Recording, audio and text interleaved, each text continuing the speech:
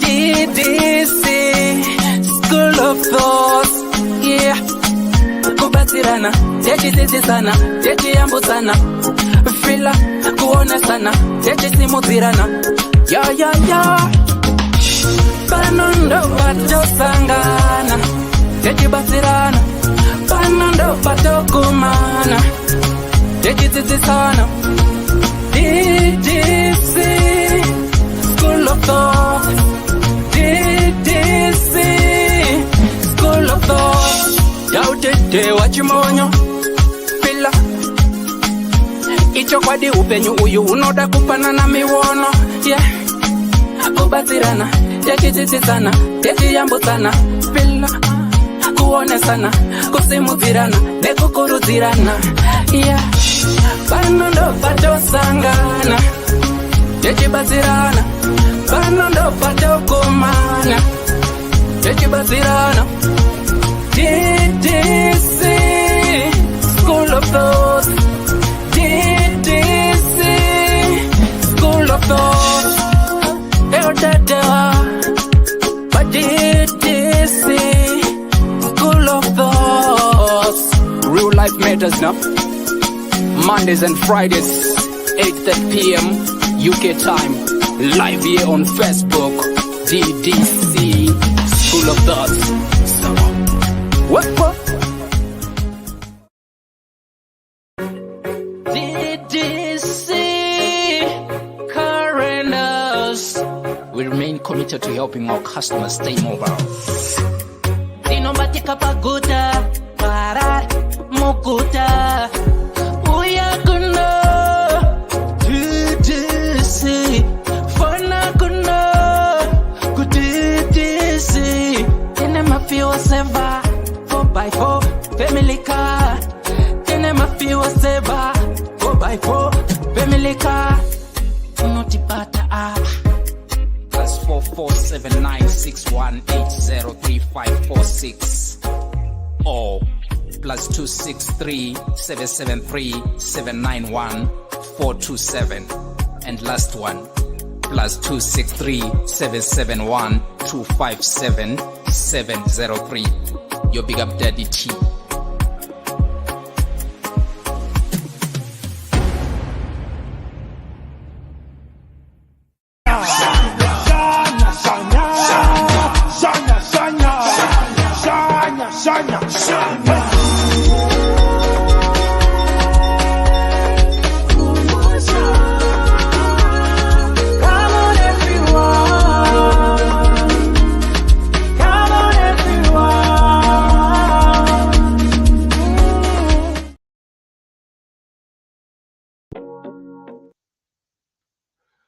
Oh, yeah.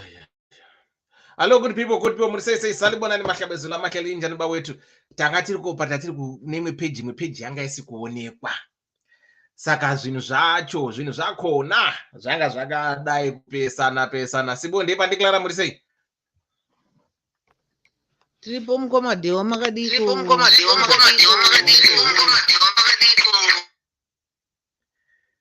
Andichera.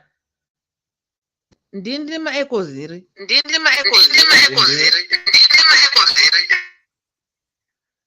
Right.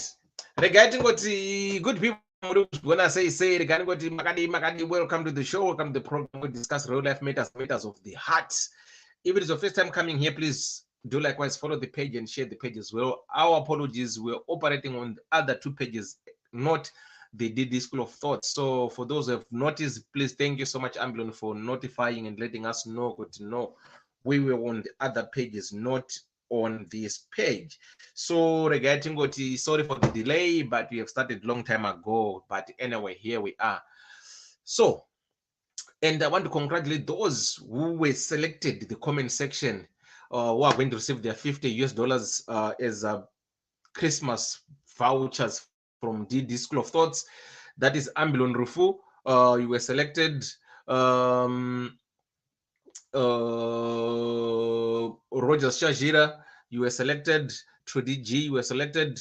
Margaret Mdawanu, you were selected. And where's the fifth one? Roger Shajira and Give Chitengu. So guys, I just want to say congratulations to you guys for being nominated. And every time when you do DDC, you guys are always in the comment section. My panelists, they were not selected. Tango by the comment section. Then to Vatango team, Murudo on the 25th and declare Chera DDC Cape Town. She's turning 50. So my DDC are panotango tin that by cake. So takazongoti kwaitira keke daureza 200 US pounds zedu dzinopa 4000 wotenga keke rawo woenda kunodya nemafriends avo. Saka takavavhurira own group, WhatsApp group revanhu vari Cape Town maDDC. So they are going on the 25th. And those who promised to contribute whatever, every little helps, like what Tesco says. I do appreciate for those who did their contributions. I know kuti vanhu vanoyapanapa kana vati vanocontributa, they do contribute, and trust me, they are contributing. So as soon as mari yacho kana chinge yapana, I will send the money. Then munongoziva panapa toita zvinhu zvezvi transparent, and even Andy will tell you no zvaita sei zvaita. The same love that you show packed where we have this charity at DDC, amunoziva kuti we support and help people. So murudo takadi takaenda tichidaro tichongoyeuchidzana izvo kuti musi wa27 makuwerere baya, right? Milton King's Holiday Inn Hotel. Manyama munozodei mukoma gwangu 60th birthday ndo team yacho. MC Vaz, DJ Tricks, DJ Dewa, DJ Smiling Face mukoma Chris, DJ Magic pano Sierra na DJ Give. Tese tenge tiripo under one roof.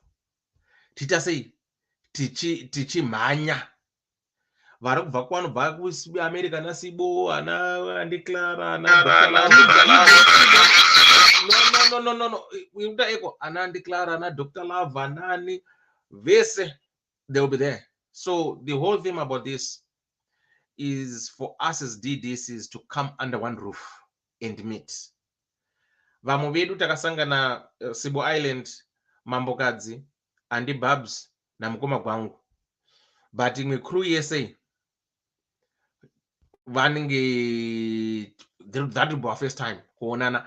So what we are going to do is tokuti every person aroda kuya anozvibhadharira 40 pounds for their meal. It's a 3-course meal, sit down, then tozoita zvedu magitare.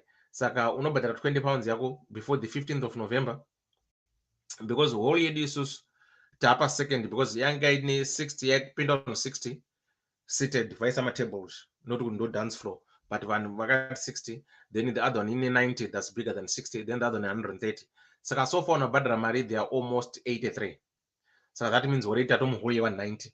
Saka we are looking forward to, we are going to have at least 130 people. So be there and witness what you are going to do.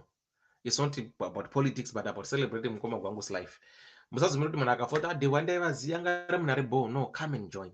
So you pay your 20 pounds deposit, then also but the last 20 pounds on the 15th of December. It's not a lot of money. It's for you to have your 3-course meal. The rest deco my DJs, the same venue, money from our own pocket. I know what Mazemba dollars, but come on, 20 pounds, 40 pounds for your own meal.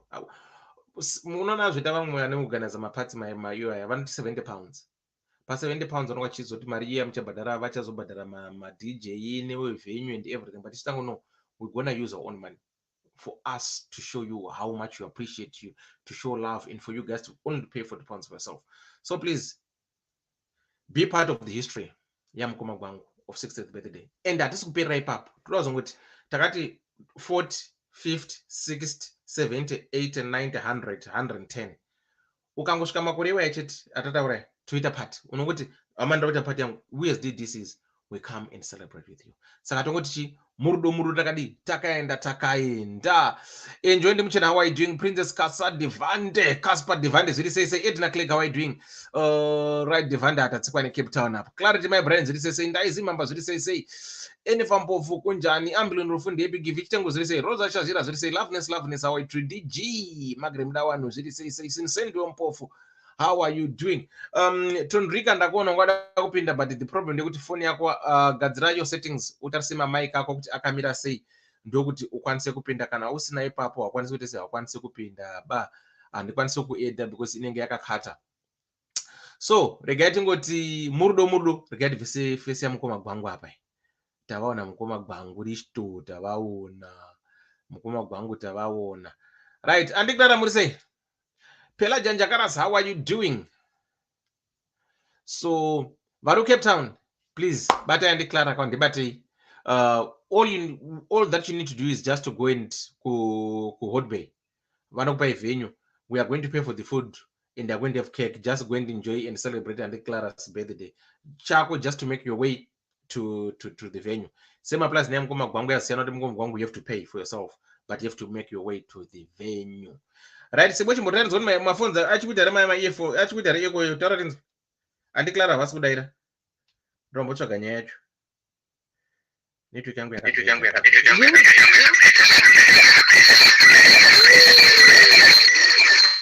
Ayo, Buddha food to Zoke Shaman. I don't know what I don't know what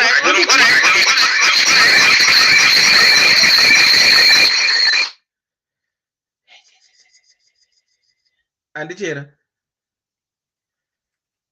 Name And the me. She's a had I'm no knowing you. you. And it's all right. When you know, I mean, it's for naming knowing. Hey, kanenda pererwa.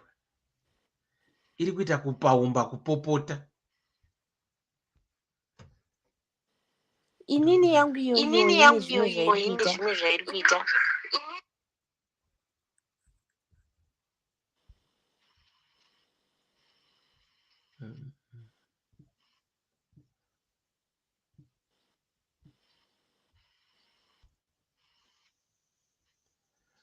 Matenyi iri kuita sei?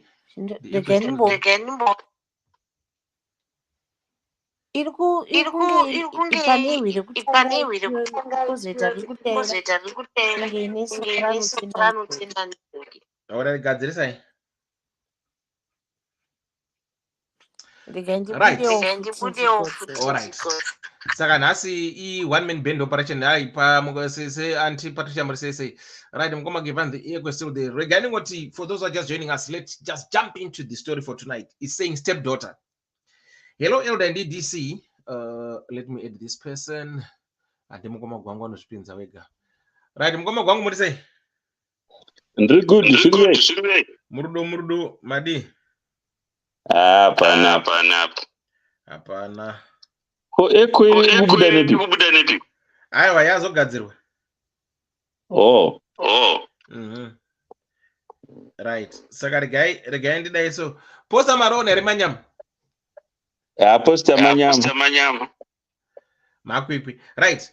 Regarding what you manya because network yangu yakadakwa futi. Right. Regarding what right, for those who are just joining us, we're now starting the program. Tonight's topic is stepdaughter. Hello, Elder and Ddc. I'm 46-year-old man and need your help. 3 years ago, I remarried after 4 years of being single. My wife moved in with me and we had a baby boy. So during school holidays, your daughter anouya holiday ozoenda ku school from here, but anogara kwa mbuya wake. Last holiday she was staying with us and ndakaita problem naye nenyaya yefone. I have a phone. Mutemu wangu ndewe kuti no phones on the dinner table, but waitona aita disrespectful hake. The mother also complained kuti nyaya yekuti tinomudaidza asingadairi akaisa ma earphones is a major problem.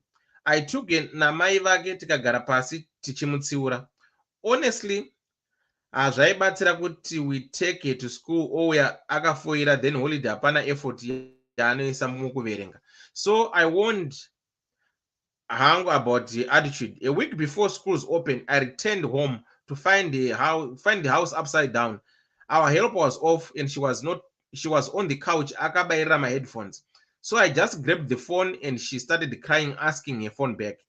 I meant to give it back, but the way she kept pleading with me to give it back made me wonder kuti chii chiri mufoni. When I bought the phone, I told her no password per phone because urimwana and you had nothing important to hide. Messages kept on popping. That's when I opened the chat and my heart literally broke. After a minute of scrolling, moments before I walked in, she was sending pictures of your bare chest and legs. Uyomukomana was replying with similar pictures. I called the mother to home immediately, and she came with her sister, Nambuya Panga Asquera. I gave her the phone to see. She was embarrassed.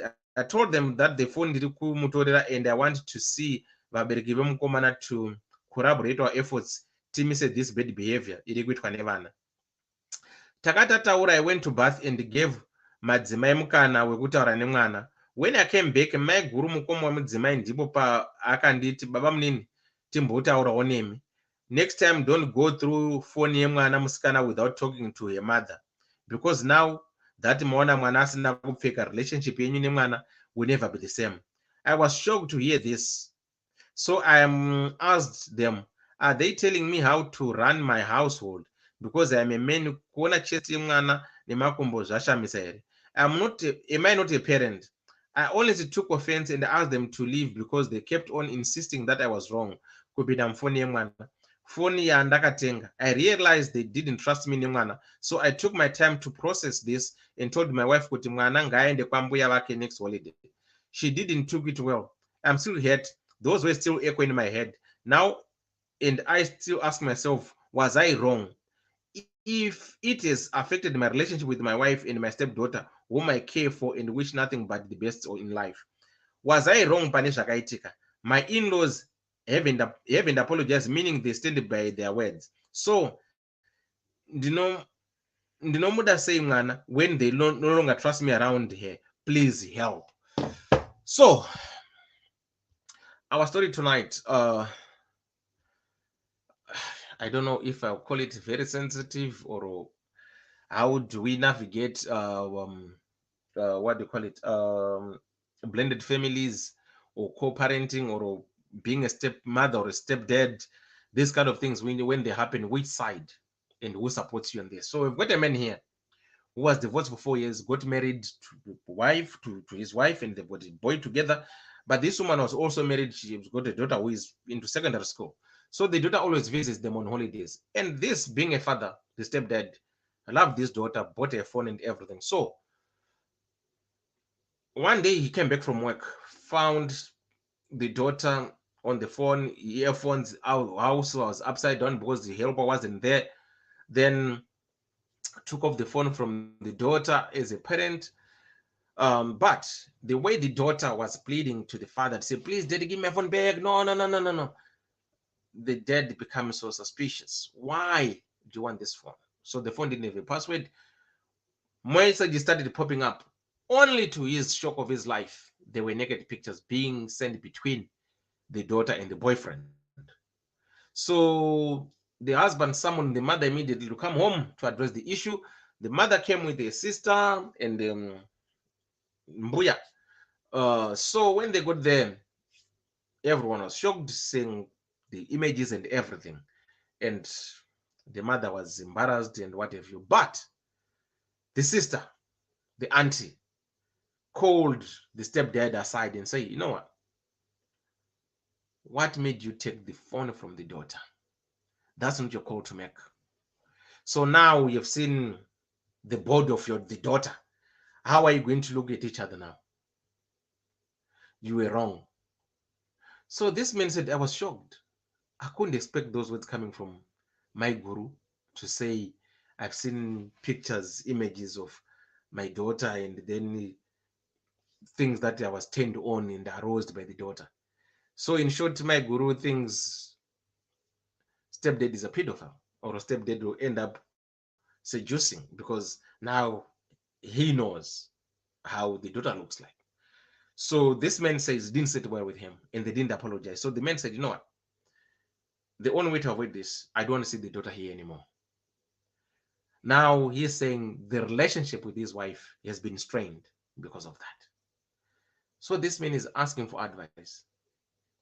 If you're in this kind of a situation, what will you do as the stepfather? Do you think my guru was wrong? Do you think Mudara was wrong by taking the phone and trying to put the law into household. No, zvamaita zvakashata. So this is where we are today. How can we, if you're going to marry somebody who has got their own children, unoisa mutemo wacho sei when things are like this?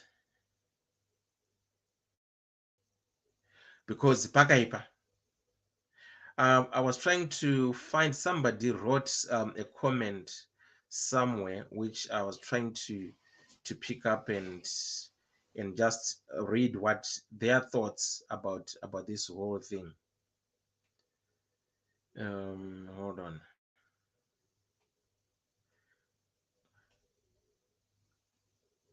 Let's see. Somebody wrote something, or somebody said, I think they are just concerned about the girl child may be basing on case of fathers who, no, she's saying, when say, let's say you are the father of this child and you hear that the stepdad access their phone and so he nudes, will you be, Hans, how will you be your reaction? I was funny something. If I get that comment, I will try and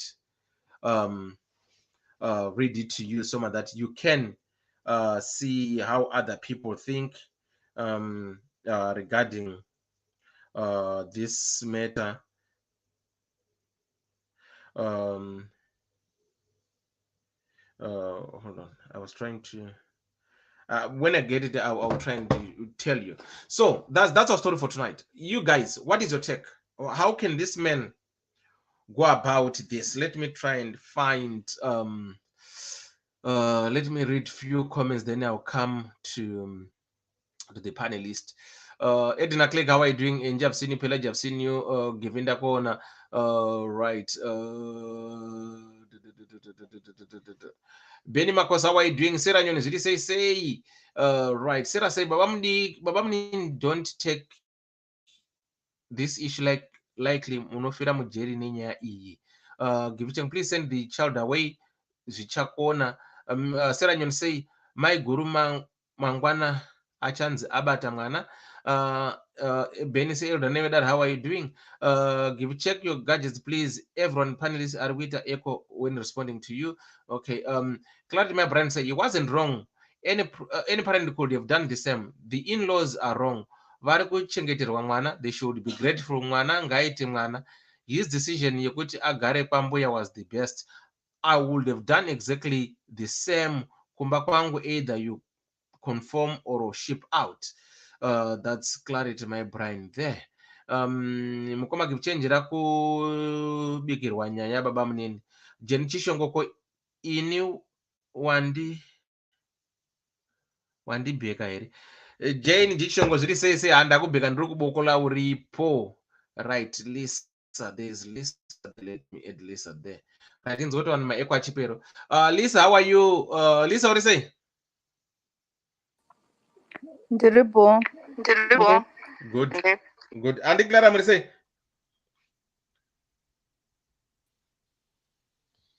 Did it right? Mukoma.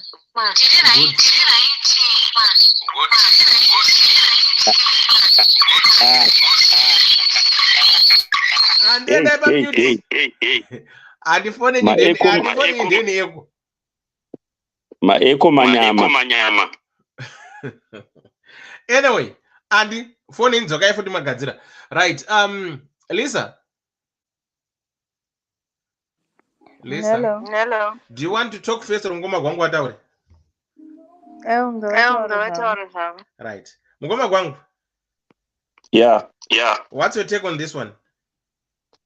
My issue. Zibai. Rinoti kumuromo na mamwe mapakana sese asingatauriku. Mwana, my home, my rules. But my echoes zvariki takadewa. Ani meko ndianiko. Vabuda ndiklara. My echo turikutika tiri kunzwa zveturikutaura zvidzoka back. Okay. All right, mirai don. Taura iti zvandakanyarara. Ndinde pamute. Yeah. Ije zvino zvanaka manje. Right. Amai guru ava ndati ibhishu. rinonyengwa kumuromo zvese namamwe maareas etisingakwanisi kutaura panapa. Very stupid woman. Mwana kana ari pamba pangu, my home, my rules. You take the right decision, iwe uyo pambuya vake, and mai kana vachida kuona mwana wavo vanoenda kwavo because uchabikirwa nyaya, because vanogona kuzibika vanhu vachivavo. Zvokubika nyaya vanoita vanenge vanobika doro 7 days. Nomo mwana uyu pamba pako, mai vachona kana vane shungu dzokundoona mwana wavo chero vakandoita mwedzi variko, it's better off because unofira mujere, depending nokuti tiri munyika ipi. Wesi kana uri kunoku, handizivi kuti ungaita zvakanaka zvakaita sei. Ndakamboda kusangana nedambudziko rakada kuti fanane nairiri, but iri rako riri serious. Rangu raiva ramwana wanga asingadi kubva pabhedhi pamai ake. Ambita pachakura chakangodhafukawo though anga ari mudiki. I have to say, one day auya, kwete kuti anga asina room yokuvata, anga ana pake pokurara spare room yake, but munhu wanga achaira kurara namai. Hapano ini ndarekera ndashanya iko kwenyu kuEngland iko kuiwedewo. Mwana auya kuzorara parekera, ini gwangu ndakabva ndaramwa. Makuseni mai acho vakafuma vachienda kubasa. Mafoni edu by then anga asati anyatsokuita zviya zvokuti unonyatsokuita tunhu twakawanda pafoni ike nofoni unokwanisa kutenga tipiketi pafoni. Ndakakumbira mai vacho password yerekera yefoni, yerekera yelaptop yavo. Zvikaiko kwakanaka, ndikati no, I want to buy my ticket. Ndandatenga tiketi ndichifanira kundopedza vhiki ndiriko, ndikati I want to buy my ticket ndidzokere kumba kwangu. Kochi, ndikati just imagine kana hama dzako dzikasvika, ndakaneta, umwe musi ndinoturika gumbo pamusoro pamwana uyu by mistake. Mwana musikana. Vakapinda ndakadero zvinonzi aabuse mwana. I don't want kufira mujere. Zvikati no, alright, chirega kutenga tiketi ndichazoona zvekuita tauya. Ndopakazotsvaga rekera, pana acho akazoenda kumunin'ina wake mudiki. Ndikati iwewe ndiwo une problem yokujaidza kuvata mwana. Ini handivati nomwana mukomana une spare room.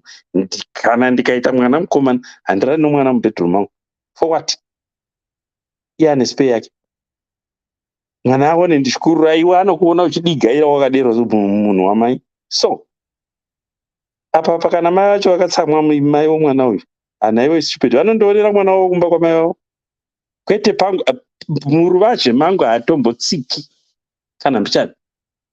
Zviripo zvimwe zvinhu zvetinoita tichiita navana, tichifunga kuti kuda vana. Unorara wakagukuchirana nomwana wako musikana kuti zviite sei? Wava lazy boy here? No. You did the right. Apa unobikirwa nyaya nana Duzman. Mwai vacho vanondoonera mwana wavo kumba kwamai vavo. Muruvazhe mangu hatombofi akatsika. Because I don't know, mwana uri pamba unotritiwa semwana. Ini ndio zvendoita ini pamba pakauya mwana womukoma womunin'ina. Kana uchimbosiita imwe musikanzwa uri kumba kwenyu, shamwari kana wasvika pangu unofola marules angu inini.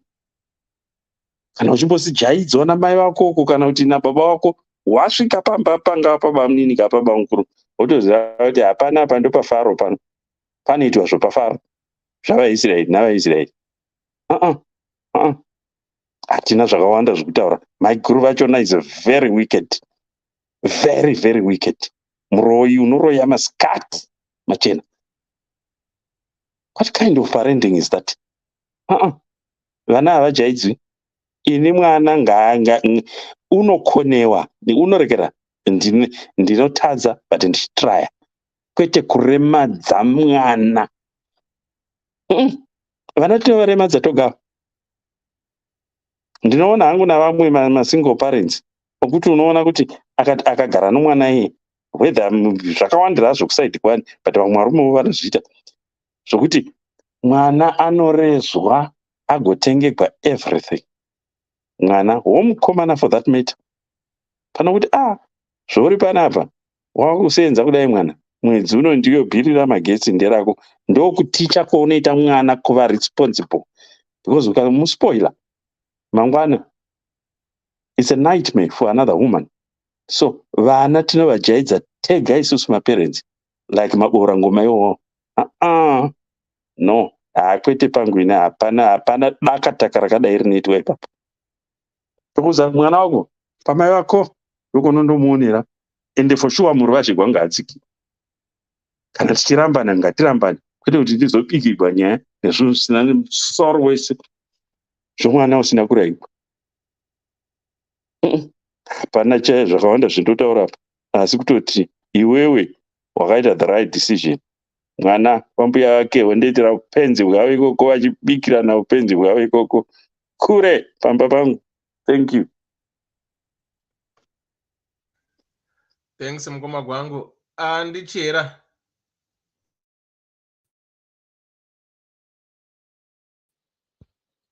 Ya, ndadzoka yasi.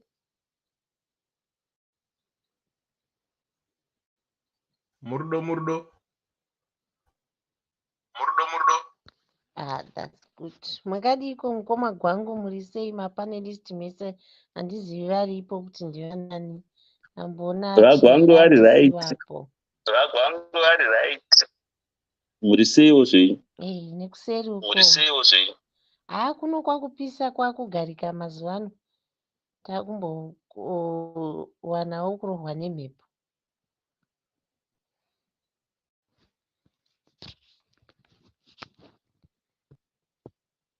Ya, nyaya tainzwa iyi redway. Munoziva kuti chishona chinoti wakazvara sekera muchitende. Vana vedu vaveko mazuva anaya. Unogona kusiya imba nomwana nokuda kwemwana. Unhu hwevana vedu vama 2000 hwasiyana neunhu hwedu generation yedu yataive nayo. Saka pakuroora munhu ane vana vake pave kuda vanzwisisi vhesi 8 ndo yaakutodiwa apa. Nekuti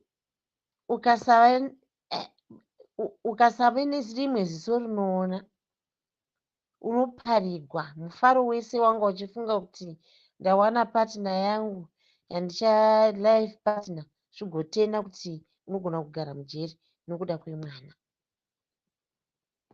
Vana variko mazuva ano vakaoma, ende chemwana chinoda wawarera iwe, wabva naye pasi, kwete wawana tuzamu twamera ugotanga kumuchiti hwani kuti umudzidzise ugatasanura rula yakabhenda.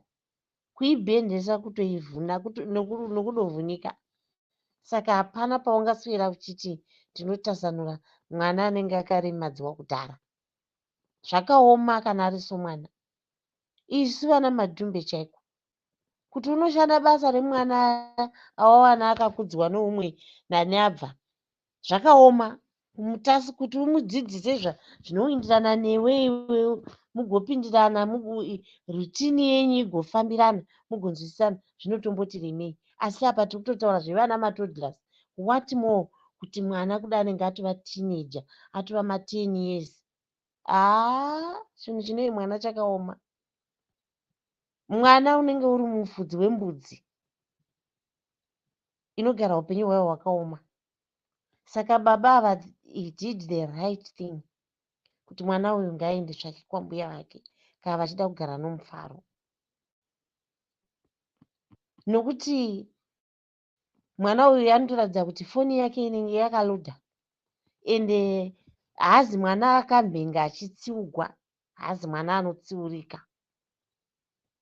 Kana dei aive ari mwana anotsiurika akadei akatoterama kuti baba vachaona zviri mufoni umu, hana yake aifanira kutorova nekuapologiza. Asi action yemwana uyu inoratidza kuti ndevaya vaya vakashashikwa kumoto. Ihuni yomuguti inenge ichingoyanikidzirwa. Saka mwana akadera anogwadza kugara naye chironda chomumino. Ende unenge uchitomhanya makarimwe. hapana kwaunoenda nemwana akadaro. You are always at fault. Uchingoblamiwa. Inongova blame game, especially ukasangana netype dzamaiguru ava. Shuwa panenge pakatiomei. Ende vanotoziva zvekutakura kunori kurema kwaive mufoni memwana wavo kuti mama akatakura kurema zvokuti ukaona munhu wosvika pakuti ndimbotaura nemi padivi kuti zvamaona mufoni, saka zvavaona mufoni havavo kunyara nazvo here mai avo.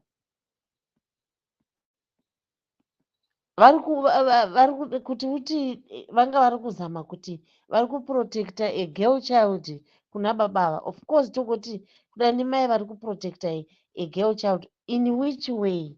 Mune zvinonyangadza zviri mufoni. Foni yaonekwa haina kuwanikwa ine prayer, haina kuwanikwa ine yawana ine kunyangadza. Kunyangadza kunoti uri munhu wamai unodovanda nokunyara kuti ndo zvaita mwana wangu ende pamberi pababa vari kumuda vari kumuchengeta pano. Saka nyaya iyi yakaoma kugadzirisika. Baba havachisina trust nehama dzekumukadzi kuti dzinovafungirei. Unongofungirwa kuti kuda uri bhinya ndio mweya wavanayo kufungira baba. Ende kumwe kuprotecta a girl child ukakunyanyisa ukaita overprotective zvinogona kushatisa vanhu vanga vakagara zvakanaka. Unobvongonyodza. Kana uchinoyananisa chitonoyananisa une ziso rokuona kuti ndiri muyananisi akamira pakuyananisa, nokuti unosiya umwe asisina ugaro. Ava maiguru vakasiya munun'una wavo asisina ugaro. Denda ndirini munhurume uyu ndachingoti mai mwana ini regai nditange upenyu hwangu hunyuhwane nemunhu unowirirana neni nezvandinoda. Then the next thing ndo paya pokuti zvinogara zvitaurwa naMary pano kuti CV kanda CV toongora CV rako toonekwa wotarisa kuti munhu uyu une vana vezera ripi. Saka zera revana rinogona kuafecta marriage yemunhu. Ndio maonero angu. Vana havanzwi. Vana vamazuva ano vane twakawanda wanda tunopinda mumafoni mavo asi zvakuda humwe. Zvakuchida kuti kana pasvika pakadai amai nehama dzavo maiguru ndimai zvakare vaide vakazvideredza pamberi pababa kuti zvaitwa nomwana kuitira kuti baba ava vagotsiura mwana vakasununguka. Manje apa maiguru vakatotsiura kuti baba havafaniri kutsiura mwana, then baba voti muruvazhe maani munoitigwa ipada iyoyo. Saka hadzibudi. Maiguru vakaporonga vakakonanisa bamunini nemhuri yavo. Dei vakapinda samaiguru vachiranga neziso rekuranga. Nyaya kana mwana haimboindiswa kwambuya vake, akaindiswa kwambuya vake nekuti haarangiki ende vana mai vachona havadi nomwana wavo kuti arangwe. Saka well done baba nedecision yamakaita. Makaita decision kuzviprotecta, asi the next step moita sei nemhuri yenyu iyi? Moparadzanisa mai nomwana wavo here kana kuti moita sei? Ndio pane mubvunzo wangu. Saka muchasvika riini zvakagara zvakadaro kuti mwana uyu woparadzaniswa namai vake here kana kuti mai vonobatana nomwana wavo kuti zvibude zvakanaka. Next time madzimai ngatingwarei kana tiine vana vedu. Vana vedu vane misikanzwa. Kana mwana ane misikanzwa chitongoziva kutoti uri pamhene. Chiratidza unhu hunoratidza kuti hauwirirani nezvinoita mwana, kuitira kuti baba ava vagomira vachibetsera mwana, vachibetserawo newewo kuti mwana wako arangike. Unongo uchitorerutsirwa kuti baba ava vachamira sababa. Zviri kuratidza kuti figa yababa womwana uyu haipo. Baba ava vanga vachida kuzama kumira sababa asi pabva paita bridge mai nemhuri yokwavo havadi kuti mwana wavo arangwe. Saka pakaoma. Ndatenda hangu. Thank you so much auntie. Auntie hanzi yamati verse 8 inoti kudi hamuna kupedzisa.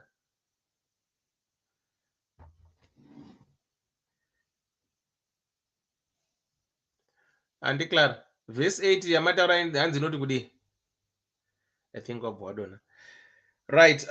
Regarding what let's read how are you doing? I've seen so many people here. Mkoma Chris Mkomfano Kutula Dube, how are you doing? Ona Mongo Zuri says Bongile Kumalo. How are you doing? Sarah Nyone, I've seen you there. You Umushamba Dobe Kuanda, how are you doing? Kamchirai Bushu Mvelas, how are you doing? Joyce, how are you doing? Connie, how are you doing? Rosalind Dudzai, how are you doing? Gabriela Burns, how are you doing? Benny Marcos, how are you doing? Henry Nyamutepo, really say, Ndana tell you how are you doing? KDK, how are you doing? Joseph Mabuse, really say, Pela Janjakaras, how are you doing?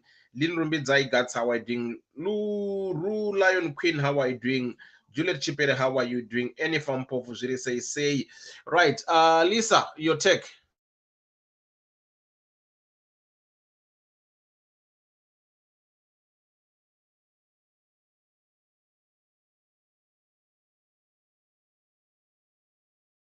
Lisa,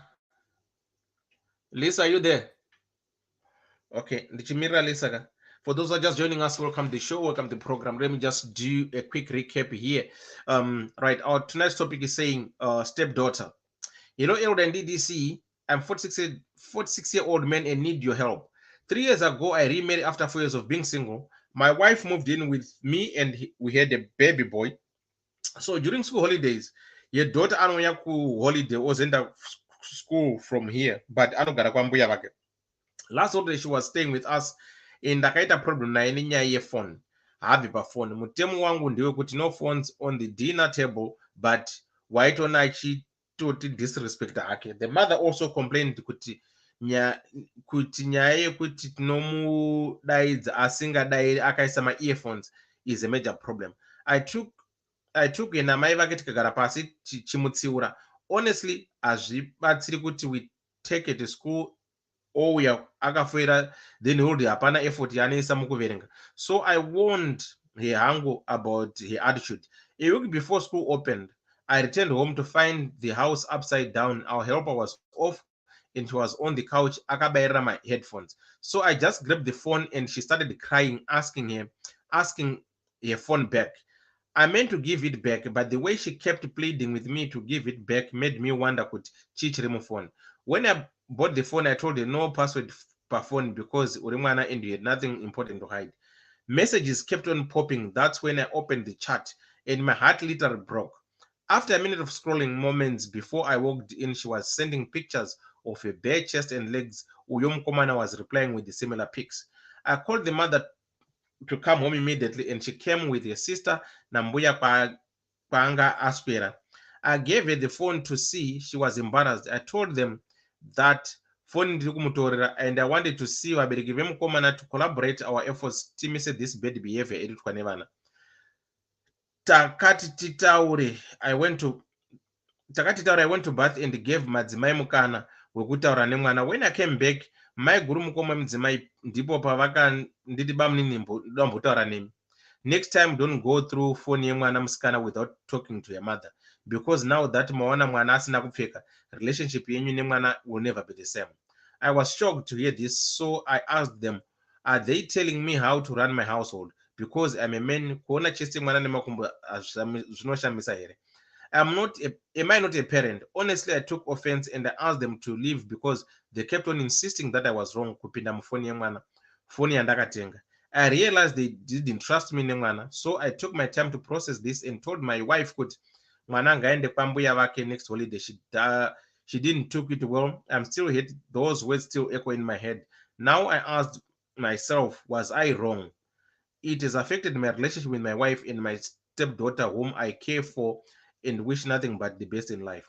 Was I wrong, pane zvakaitika? My in-laws haven't apologized, meaning they stand by their words. So, ndinomuda sei mwana, when they no longer trust me around her, please help. So that's our story for tonight of with this man who remarried after 4 years, and the woman he married had their own daughter, a teenager daughter, but they've got a son. So this man bought the phone for the daughter to use homework and everything, but he said, you are my daughter, no password on the phone, and we have to have table manners. When we are eating, no one is supposed to be on the phone, but this daughter will continuously be on the phone, wearing earphones, not listening, having dinner on the phones. So they sat down, the mother and the stepdad, to talk to the daughter about the whole phone issue. but it went through there and come out through there. So one day, this stepdad came from work, find the house was upside down, and the daughter was sleeping on the couch with earphones, doing what she was doing. So he just got there, grabbed the phone. And when he grabbed up the phone, the daughter panicked and she started pleading to the father, stepdad, no, give me my phone. No, no, no, give me my phone. So which made this father to say, oh, no, come on.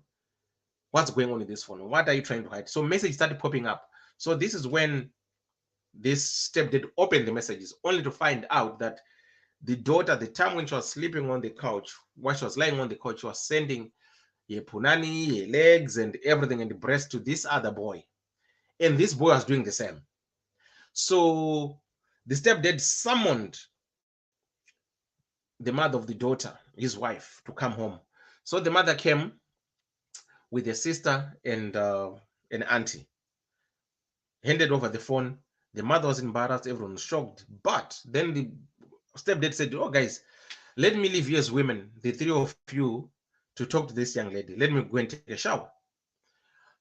So when he came back from having a shower, that's when my guru summoned him. No, Bamnini, can I have a word with you? I said, okay, good. Then my guru went and said, no, Bamnini, you're quite wrong. How dare you touch phone yemwana? You're not supposed to touch her. It's only the mother who is supposed to touch phone yemwana. You don't have the right to touch phone yemwana, because now you've touched the phone. Now you're seeing the body of your daughter, of the girl. How is your relation going to be? Then this man said, oh, hold on. So you are telling me I was wrong by touching the phone? Says, yes, you were wrong by touching the phone. You don't have the right to touch the phone. So in other words, you have got feelings for this child. So this didn't sit well with this man and summoned them to get out of the house. Say, you know what? Take the daughter, go out. Which also didn't sit well with the mother, because she's the mother, biological mother of the daughter. Now there's now a friction between the two. So this man is writing to us asking, was I wrong by trying to discipline this stepdaughter?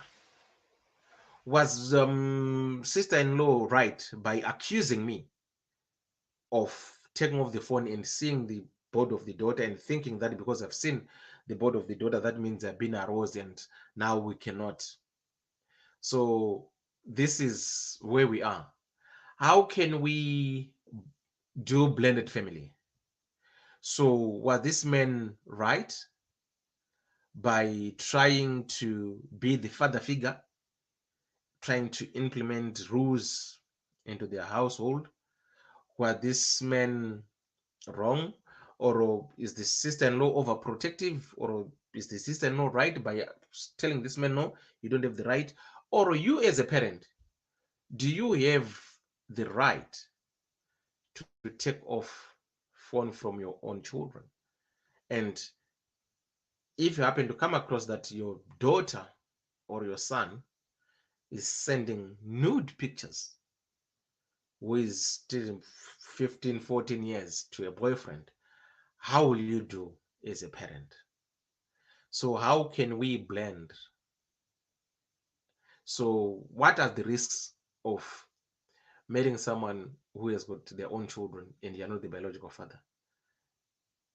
Who mends that relationship? How can we go about it? So that's the story for tonight. Some when we post this, some were saying the man was wrong, he didn't have the right to touch the phone, blah blah blah blah blah. So it all depends. So Lisa, what's your take on this? Mugoma Golden Chooks, how are you doing? Lisa.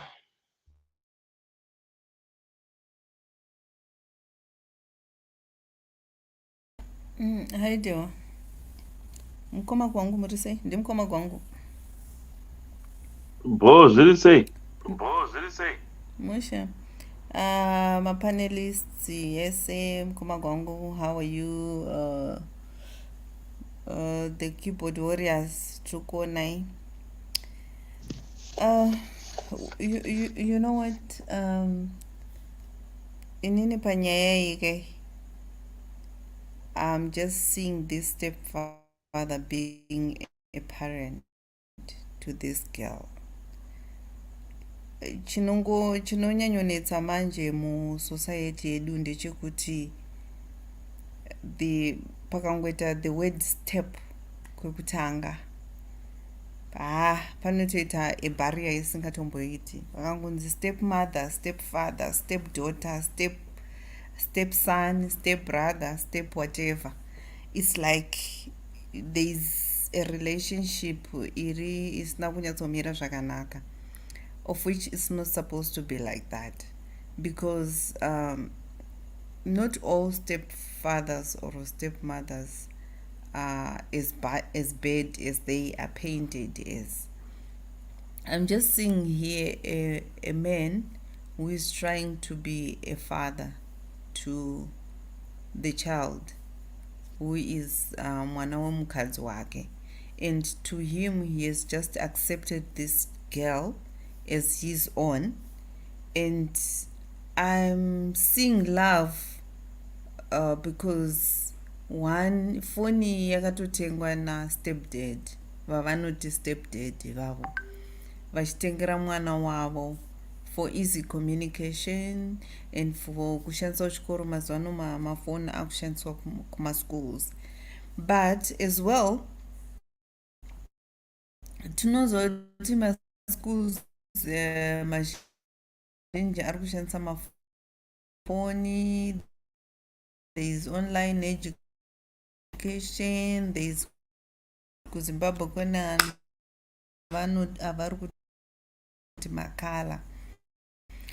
But I think also when it comes to magadgets evana, to the point yekuti foni mazuvano kuti mwana asacheme anopiwa foni.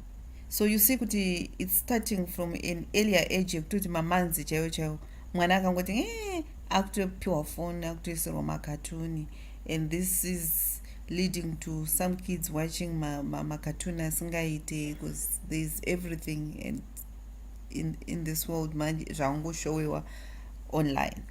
And also I think my parents, we should check a lot on our kids kuti what are they watching, are they using the phones for the good reason yatakavatengera mafoni, because I don't think there's a parent anotengera mwana wake foni kuti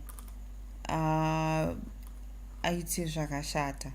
We all buy our children phones for good intentions, and I think also the mother is wrong in the sense yekuti she's not supportive of the father, the stepfather here, in pakuti havasi kugona kutsiura mwana wavo on when and how to use the phone, because kana wakuona mwana ari kunzi marules emba mangu we don't use phones on the table and ari kuuya nayo foni, hazvinzwisisiki kuti what is that. Iwe muri kuti hatisi kuda mafoni patable, iye anouya nayo. She's always having my headphones and the mother is there. A girl child kazhinji kacho, even if dai vanga vasiri stepfather vanga vari baba chavo chaivo, anowanzotsiurwa namai. Ndo vanofanirwa kunzwisisa kuti what is really going on, kuti unoswera wakaisa maheadphones hatisina communication. It means kuti mumba macho hamutomborina time yekutaura nyaya as family, kuti munotogarawo muchitaura nyaya muchibvunza kuti kuchikoro kwanguri sei, what was happening and all that paholiday. But unenge uchidawo kunzwisisa kuti what are they doing kuchikoro, are there any challenges and what. Manje unotaura sei nemunhu ane maheadphones?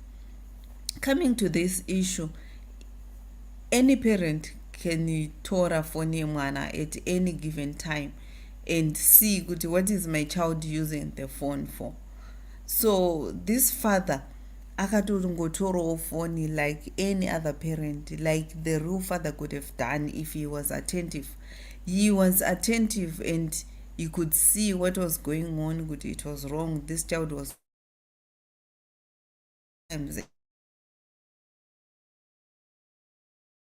munhu anenge achiita zvaanenge achiita pafoni unotomuona masimairi chaiwo chaiwo anotokuratidza kuti zviri kutaurwa pafoni apo zvinenge zvisina kumira zvakanaka. And even kana kuvhunduka kemunhu kanotokuratidza kuti foni haisi kushandiswa the way it's supposed to be used for. So I don't see anything wrong with this father taking the phone. Vakatorawo foni wakada kuona kuti chiri kumbonyatsonyoita kuti munhu uyu arambe akati tsikitsiki pafoni chii, chiri kumbomuita kuti arambe akaisa maheadphones chii. Just like me,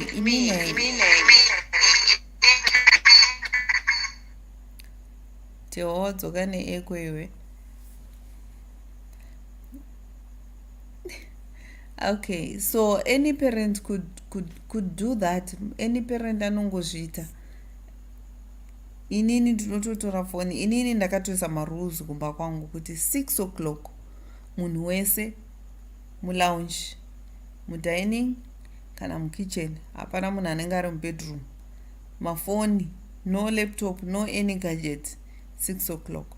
So munhu nemunhu ane marules emba make. But we have seen my parents anotaura kuti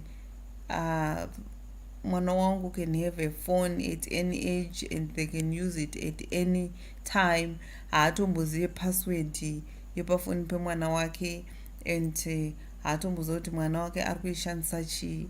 If we give a lot of freedoms on these gadgets, there are a lot of things vanhu vari kuroorana nekuchata pafoni tisingazvizive. So we really need to be very, very careful when it comes to these phones. Inini ndaifunga kuti the reaction yambuya namaiguru nemukadzi after vaudzwa kunzi uyai muone mashura andiri kuona kuno, they should have apologized to the men kuti we are very sorry kuti this is what zvawasangana nazvo, but we will try and talk to our child kuti aitochi musatoro. Unoziva kuti dai kare kare waitonzi musarova baba, tichataura nemwana kuti agonzwisisa. But in this case vari kuitora in the picture yekuti he is a stepfather. He is not a real father for this child, so he can do anything to this child. But mazuvano even baba vekubereka chaivo chaivo vanogona kutorara nemwana wavo, kuchiva mwana wavo. But this is a caring father. Akatoti uyai muone mashura andaona pano. And he even gave them the time kuti vataure nemwana wavo. But pamusoro pazvo votouya votomuaccusa kuti they no longer feel safe. Pane kuti vatoti bamnini sorry zvenyu nezvamasangana nazvo ndo maitira anoita vana, but we will talk nemwana. I think this is the approach they could have used. But nenyaya yekuti munhu anongofungira kuti stepfather munhu ane mweya wokungoda kumolesta mwana kana kuti girl child. I know they are protecting their child. Any mother would protect their child. But the way they have put it across, it's an insult to someone zveshuwa anenge akaaccepta munhu sezvaari, zvamunotaura kuti kwevaisanzu munhu wokwevasanzu rake obva ati sanzu rangu ndoritematema ndonyatsorigadzira huni dzangu dzakanaka. And now people are coming kutaura kuti effort yandakaisa iyeyo kuti I want to love this child as my own child. You start to feel kuti am I doing the wrong thing or I'm doing the wrong thing here? Because kune vanhu zveshuwa vane moyo yakanaka vanenge vachitoti vakatarisa mwana wako vanenge vachitomunzwira tsitsi kuti this child doesn't have a father, and how do you want to be a father in a life. Kune vanhu vane moyo yakanaka yakadaro, zvekutotora mwana asiri wake agomuda, agomufananidza newake waachaita ari mumba imomo. So it's not every stepfather ane moyo wokuti zvandaona gumbo remwana wangu kana kuti mwana wangu akapfeka shoti ndaakutomubata-bata. Mumwe anotongomurespecta semwana wake. So this approach yakaitwa nana maiguru nambuya, it was very wrong. And I think before murume uyu aita withdraw his love, I think you should sit down nemukadzi wake and give her the assurance because sometimes wozveshuwawo nenyaya dziri kuitikawo kunze uku mukadzi wacho anogona kunge asina assurance yekuti zveshuwa this man really accepted my child. Saka I think he should just talk to the wife nicely kuti but mafungira amuri kundiita ka is not how I'm seeing it. I take this child as my own child and I'm here to protect her, not to harm her. So in the other danger ndeyekuti if this issue is not solved and the relationship yababa vane mwana uyu ikasamendwa, you know how these girls do, my teenagers, they've got my tantrums and they've got imwe attitude inototyisa. Anogona kuzopedzera mwana uyu just to fix the father because the father is trying to be strict on her. Anogona kutozofremerwa kunzi baba vandiita zvakati ivo vasina, just trying to get back at him for taking my phone and for telling the secret yanga isingafanirwa kubuda. So he really need to be very very careful ine nyaya iyoyi. Inofanirwa kutogarirwa pasi yotosolvwa and then vonyatsomenda relationship yavo. Firstly he has to mend his relationship with his wife and then also mend a relationship with the daughter.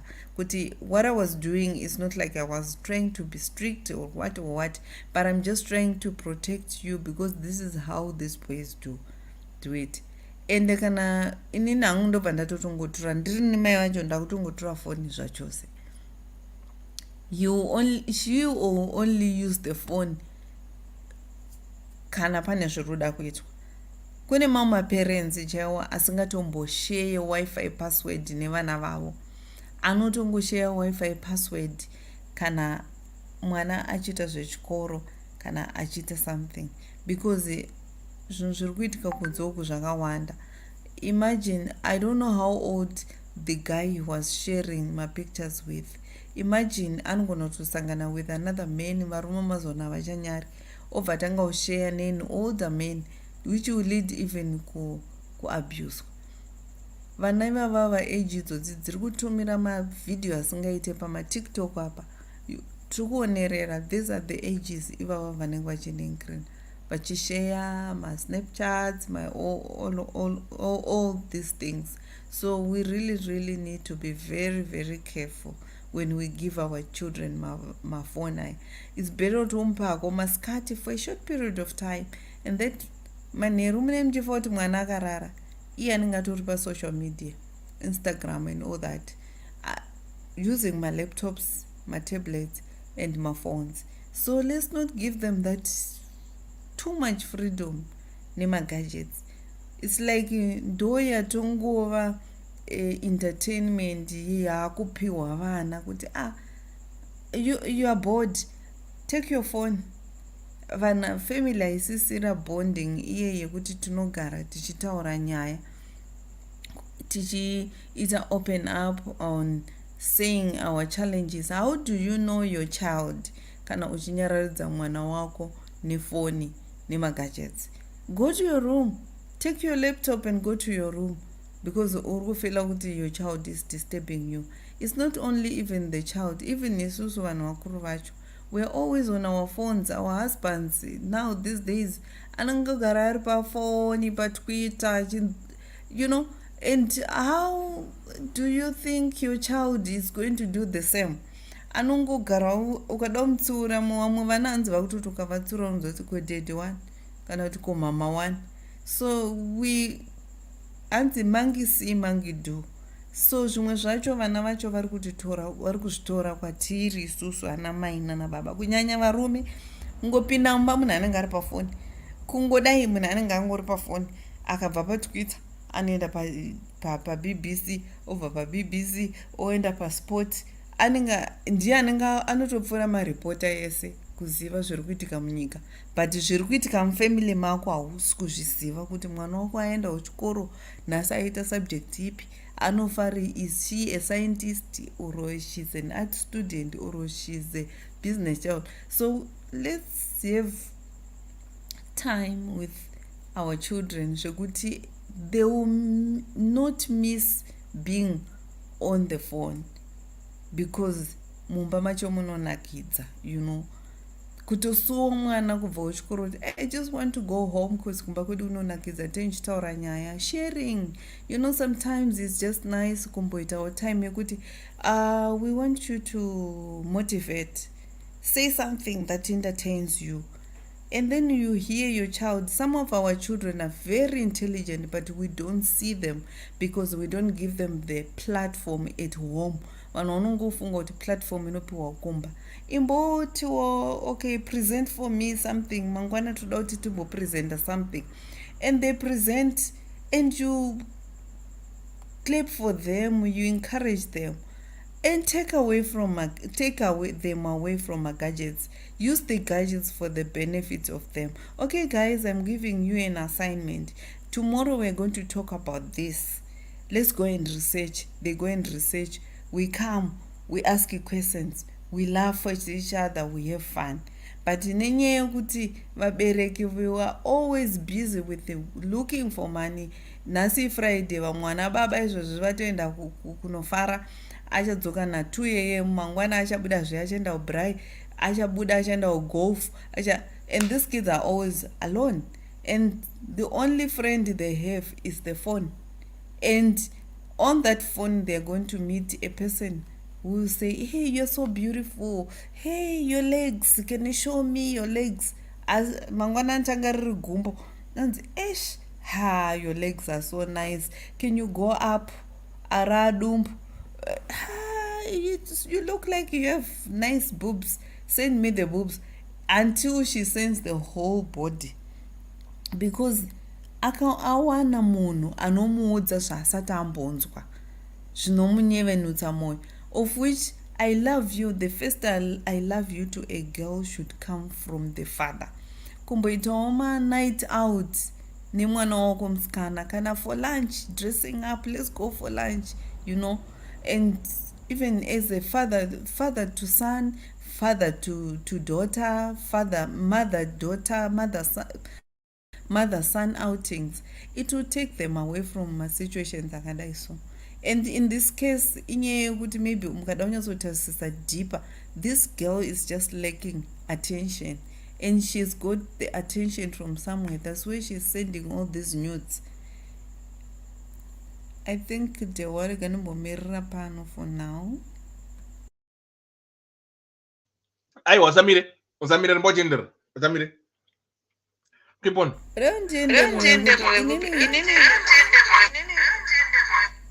I've got girls, a lot of them in my house, and I see things muno zvimwe zvacho zvekutoti if you are not firm, zvimwe zvacho zvekuti ukasatombopfugama momumisi kupfugama kunamata chaiko chaiko unopenga kutorana bani, kutomhanya bani chaiko chaiko, because these kids, especially my ages iwayaya ma14 15 16 17, haya makwikwi, and mune muchitokwikwidza mumba imomo zvekuti ukasatoita femu iwewe as a parent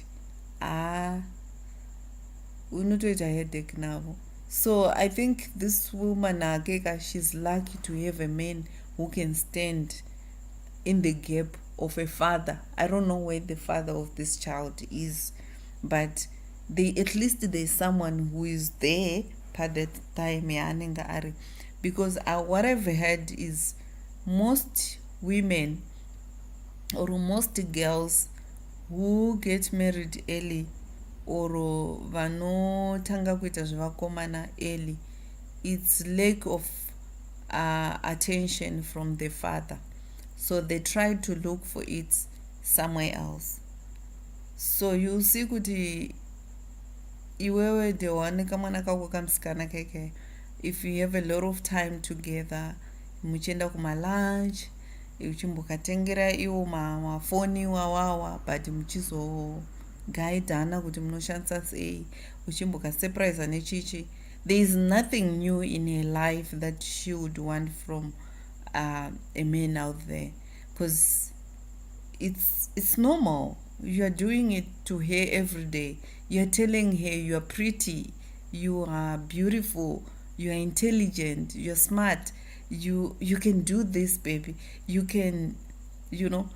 So haavhunduke akaenda kunze uko haanovhunduki kana vagwangu vakasangana naye vobva vamudza kuti hey, your hair is so nice, your voice is so nice, you've got beautiful eyes, because agara anozviudzwa kumba kudhara. So hazvimuvhundutse. And you see kuti if you've got that relationship of a father and daughter or a mother and daughter, they come to you with everything. Ndakatombozodiscover kuti kwangu kumba kunokuka ndakatozoona kuti ndikada kusumudza voice sterekika ndiri kutovasudurudze kure ndiri kutovaisa. It's like I'm pushing them away. So I had to find a way of making them to come close. So pampacho unomboita sweet, kana even vakanganisa zvekudaro unotomboita sweet kuti hey,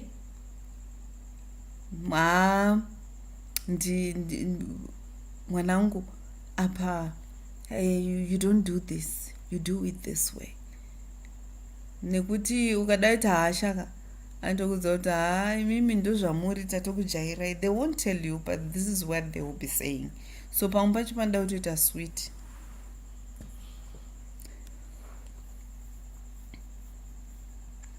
No, Yeah.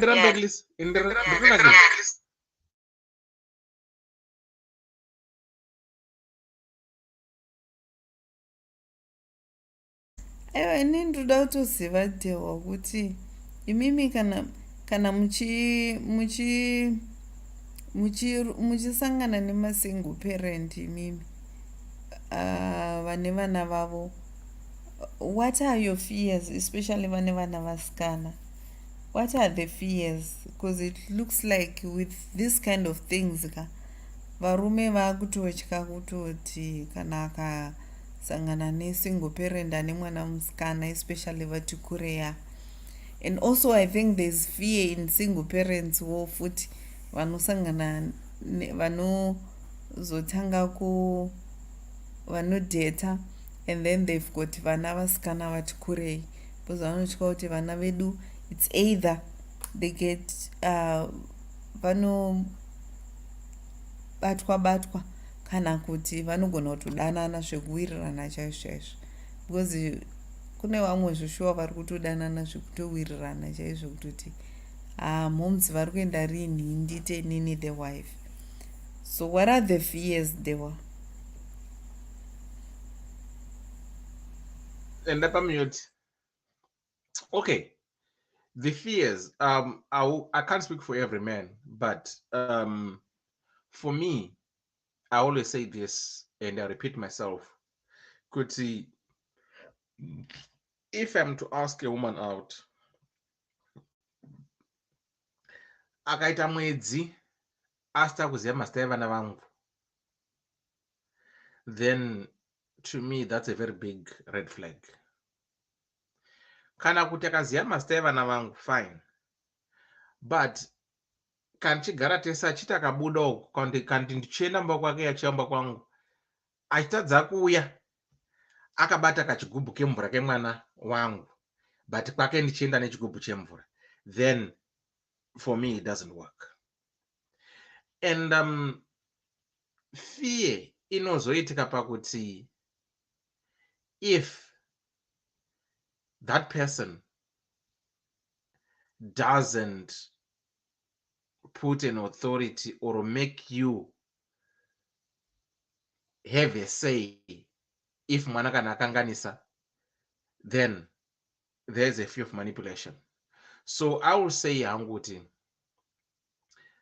yekuti kana ndasanzodhonza neminzwa yaro ndeyekuti both parties now you have to speak the same language. And inini as the stepdad, kana pane girl child, why do I need to be attracted kune mwana wangu? Because hapana pamberi nebvi, mai vacho ndiye mukadzi wangu, Now they have to be there. I will take them as my own kids. Saka, the same treatment, the same respect, the same protection that I'll give kuna Hana, my daughter, kuno whoever my daughter are, is the same protection that I will give to this stepchild. And I don't want to make that stepchild feel as if the cup is half full. What I'm trying to say is, I don't want them to feel me as stepdad. No, I want them to perceive me as and respect me as their father, because respect is earned. How do you earn that respect? You earn that respect through you, Lisa, my Ivana. You are going to instill the respect. You are going to teach them before, because this is why I always tell people, when you're dating, especially that Vazera, don't leave it too late for these people to meet and know each other. The earlier the better.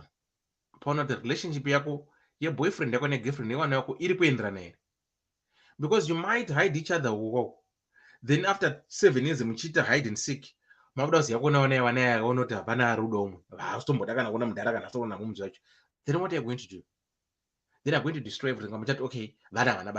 So I would say, do not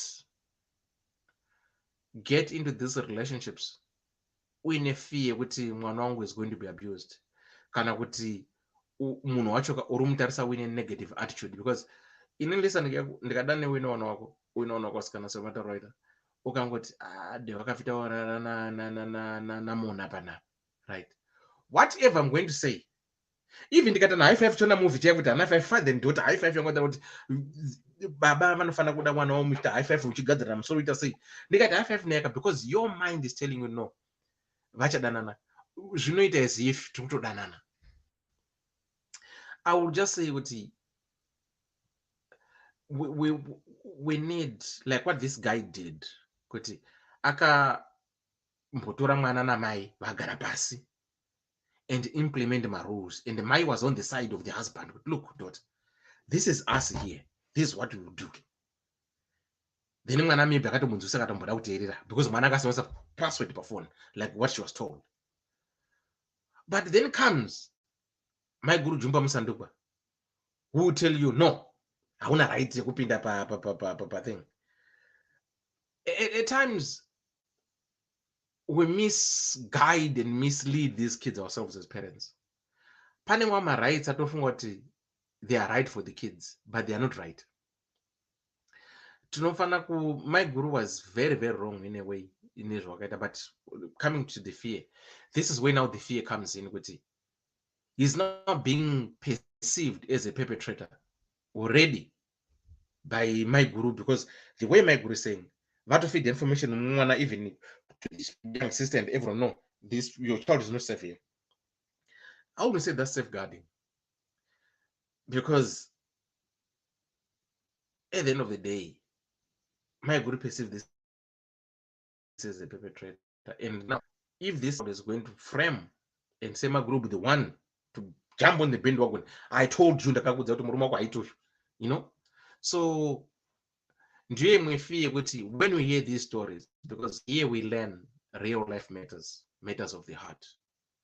So now, how many stepdads out there to compromise themselves by thinking, okay, so where do I stand? Where do I draw the line? Right. So I think just have trust with your person and have one voice as the parents of the child. And like what you said, the rules need to be implemented in every household. That way, because fear actually, like now, the kind of feeling this letter, no. Saka Bagomana, how do you trade? Because now you'll be trading on eggshells as the father. Same applies. It's not what Varume cheating over no perpetrators. Takambeta, yeah. Was it last year? Yeah, stepmother. But I've now run as a boyfriend and girlfriend. We're going to now mwana akudanana negirlfriend yamudhara, girlfriend yakutouya kumba ichitoti mudhara kana enda kunaiti yosara ichidanana nemwana, you know, that kind of thing yekuti remember kuti I don't know was masturbating between mwana here kana kuti the girlfriend yamudhara here, then boom, then remember takamboita futi imwe yekuti mwana yekuti mai dress mwana ari mwana mudiki achikura tend to forget. Yes, people tend to forget kuti mwana akura, then akaona mwana akaita masturbating akamutarisa, all that kind of stuff. Saka pane pekuti we need to draw these lines and boundaries, and I mean, I don't know, but fear inoitwa, you get it if you don't have the support of your other person. That's where the fear kicks in. But if you've got the support and you're speaking with one voice, one word in that household, there'll be no fear. Connie, how are you? Handi naRosrin, pamwe guru saw the telltale signs that was being ignored by her sister. Rosalind, which telltale signs? Because we don't know how this relation was named before the incident. That's Rosalind there. Rosalind, I think there's two sides of the story on this. This could be he was trying genuine on his intentions, or could be funny agenda behind as to why he was so angry. Pakutora phone yemwana nekubva aivhura. Seriously? I don't know. Hold on, Connie, hold on. Let me. This is the beauty of DDC when we have different opinions and views. Marin Musarwa said the rate of sexual abuse is 5 times higher in the single parenting families, and when both biological parents are cohabitating, i.e. unmarried, the rate of sexual abuse is 8.6 times higher if the child is living in a married step family. The rate of sexual abuse is 20 times higher if the mother is cohabitating with a boyfriend. Fuck. Sorry. Hey. Statistics dzabuda apa dzakaipa. The rate of sexual abuse is 20 times higher if the mother is cohabitating with a boyfriend. Wow. Mirin. Right. Rosina Arugutipanapa, I think there's two sides of the story to this. It could be he was truly genuine on his intentions, pakutsura mwana, or could be pani agenda behind as to why he was so angry. Let's read between the lines. Right, Rosina, I'm quite intrigued with your thoughts. So let's see what hold on, what the story says here. Right, our story says this is our story. Right, stepdaughter, elder in DDC. I'm a 46-year-old man and need your help. 3 years ago, I remarried after 4 years of being single. My wife moved in with me and we had a baby boy. So during school holidays, a daughter anouya ku holiday ozenda ku school from here. But anogara kwambuya vake. Last holiday, she was staying with us and ndakaita problem naye nenyaya phone have pa phone. Mutemo wangu ndewe kuti no phones on the dinner table, but waitona achiti disrespect hake. The mother also complained kuti nyaya yekuti tinomuudza asingadairi akaisa ma-earphones is a major problem. I took in namai vake tikara pasi tichimutsiura. Honestly, hazvibatsiri kuti we take her to school ouya akafoira, then holiday hapana effort yaanoisa mukuverenga. So I warned her hangu about her attitude. A week before school opens, I returned home to find the house upside down. Our help was off and she was on the couch. Akabaira my headphones. So I just grabbed the phone. She started crying, asking for her phone back. I was meant to give it back, but the way she kept pleading with me to give it back made me wonder. Phone. When I bought the phone, I told her no password per phone because urimwana and you had nothing important to hide. Messages kept on popping. That's when I opened the chat and my heart literally broke. After a minute of scrolling, moments before I walked in, she was sending pictures of her bare chest and legs. Uyumkomana was replying with the similar pictures. I called the mom to home immediately, and she came with her sister Nambuya Panga Aspira. I gave her the phone to see. She was embarrassed. I told them that phone and I want to see vabereki vemukomana to corroborate our efforts to miss this behavior. I went to bath and gave madzimai mukana wekutaura mwana. When I came back, my guru mukoma mudzimai ndopa akanditi baba munini timbotaurawo nemi. Next time, do not go through phone yemwana musikana without talking to your mother, because now that mwana asina kupfeka, relationship yenyu nemwana will never be the same again. I was shocked to hear this, so I asked them, are they telling me how to run my household? Because I'm a man. Am I not a parent? Honestly, I took offense and asked them to leave because they kept on insisting that I was wrong with phone. I realized they didn't trust me, so I took my time to process this, and I told the wife, she didn't take it well. I'm still hurt. Those were still echoes in my head. Now I still ask myself, was I wrong? It has affected my relationship with my wife and my stepdaughter, whom I care for and wish nothing bad but the best in life. Was I wrong? My in-laws have apologized, meaning they stand by their words. So, Ndomuda saying, when they no longer trust me around her, please help. Right, Connie. Okay. She's mute.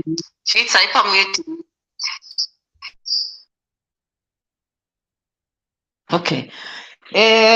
Makadiko ko comment section uko nema panelists nevese vari pamhepo nevari pamaredhiyo was DDC yaku radio 3 tamba zvangu.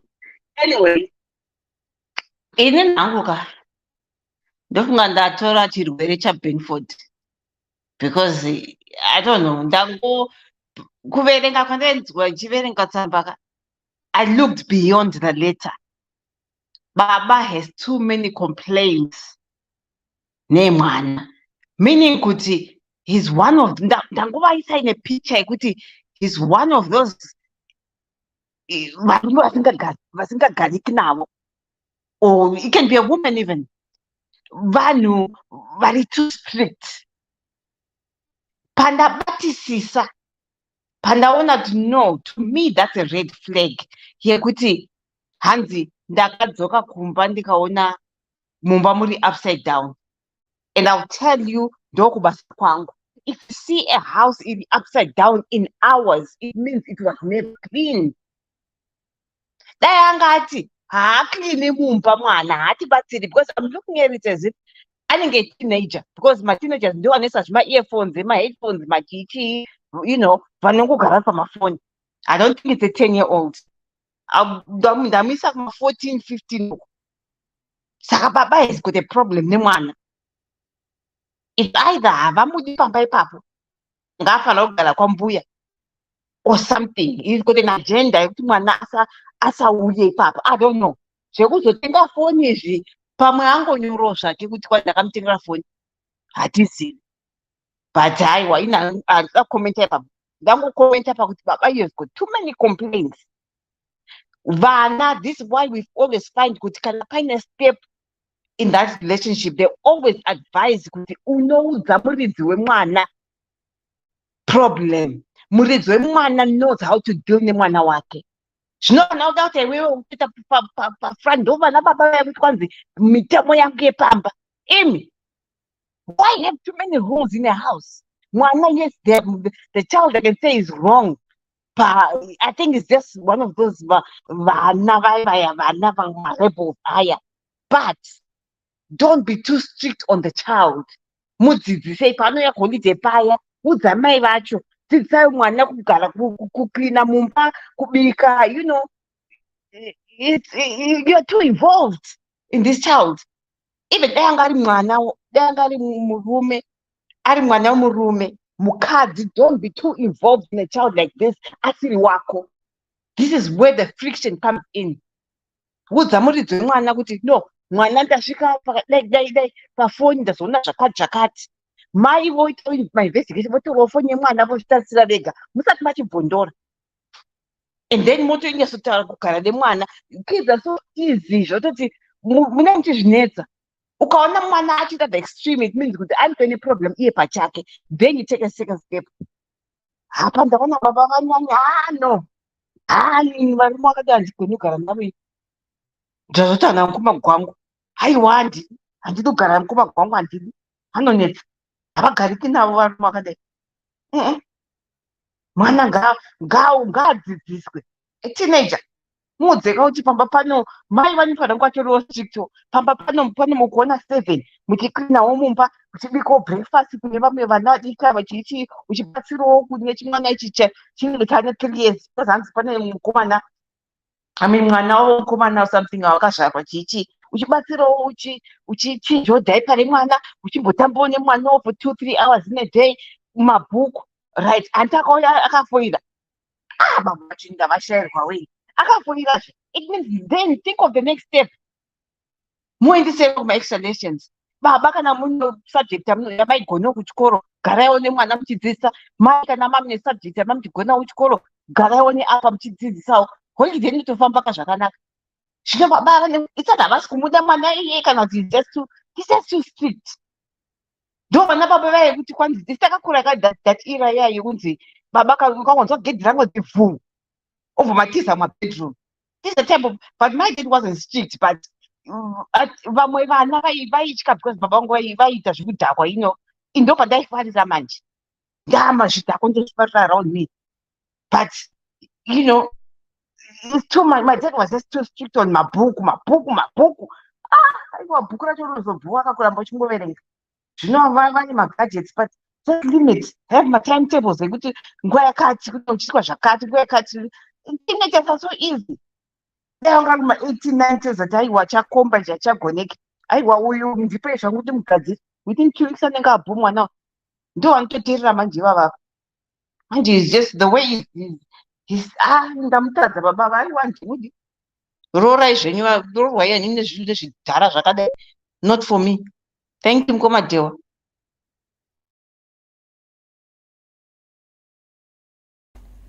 Dewa adona. But okay, saka kone uri kuti hanzi the father is too strict, and also munhu haukwanisi kutsura mwana asiri wako, munhu anotoda mubereki wake. But growing up we were told, we learned kuti mwana haasi wangu, but mwana ndewe community. Akasangana kana nababa panext door achiita zvakashata, anofanirwa kutya, and vakamutsiura anofanirwa kuteerera. And kana tauya pamwe chete, iwo kauya nevana vako, ukauya nevana vangu, inozoita blended family. Sei kana wakuti kana Peter akatadza, I have to wait for the father to come kubasa kuti vazomutsiura, whilst I am the older person, need the mother who is there at that moment, and I have to wait for my husband. I have to wait for my husband who is outside the country kuti adzoke ndozomudza kuti mwana wako angasinganditeerere. I don't see any blended family apa. Ndakutongofunga kuti maybe it's the husband and wife who are married, but vana vachiri kutsiurwa neuyu anotaura kuti vana vangu, uyu achitiwo vana vangu. I don't get it though. Handisi kuzvinzwisisa kone. Can you clarify on that kuti blended family yacho iri papi? Kana uyu achitaura kuti vana vangu, uyu achitaura kuti vana vako, uyu achitaura kuti kana uri kuti uyu anotsiura vana vake, uyu otsiurawo vana vake. Because inini I know kuti even mukoma wangu inini akagara nemwana wangu, she doesn't have to wait for me to come. Anondotoda kuti wana atomurova, atomugadzirisa. That's what I know. That's parenting yandoziva. Baba vapa next door vakatoona mwana wangu achiita zvakashata uko, ngavatorova ikoko, vozoya vachindudza kuti ndasangana nemwana wenyu achiita zvakati ndikamudai so. That's what I know. Okay, pane kutsiura Lisa, kwekutsiura mwana. Handiti wasvika mumba muri date, handiti womudza kuti konai unoita kubvunza zvakanaka, noti kuonga uchiite the whole day. Waona plate maybe ndiye adya cereal yake asiya plate musingi. Mubedroom make hamuna kuwaridzwa zvachi. Ari pasofa zvake nemablankets anenge akutonhuhwa futi ka. Ndo mateenagers acho atinawo. Blanketi rinofugwa riyera pamakauchi rinoenda kutonhuhwa because harigezwi. Tsiura zvakanaka. Baba vandiona as if ungati is just too it's too much. Even my neighbors akakura even kutukwa neighbors, but there was a certain way yekutaura nesu zvakanaka. It wasn't that harsh yekunzi hey mwana ukomurinda you know ndo zvandinotongopicture baba. It's too much aiwa no pani ina was saying kuti ari mwana asiri mwana wako anditika unongotsiura kuti no ita zvakati kana pari patable 6 o'clock kana muchiya uzodya kana 6 hakunzwi mafoni pamatables, you know, those are house rules. But zvoda kuzo tsamba yacho handanyatsoifarira manyorwa yaitwa. Yeah, he was complaining, but there's too much of it. Apa ndangoramba hangu ndepekuti mumba munenge anzi ndasvika mumba muri upside down. Dai anga aripo I would question him before ndatotera hangu tsamba yoti how was it upside down. Tinyatsoongorora ndibva ndakuudza kuti no, this house was never clean. Somebody has to be responsible. Msikana hapa anditi uyu anjani yes iye mwana wake. I think he just named the state daughter kuti tinzwise nyaya, but otherwise anomupa mwana ngoti mwana wangu, but angonyora ngoti step daughter kuti tinzwisise isusu tichiverengera. But uyu anjani it's imba upside down. Blame the step daughter and the mother, because they're the ones who are responsible for cleaning that house. Naiwe baba wacho kana kuri madiaspora.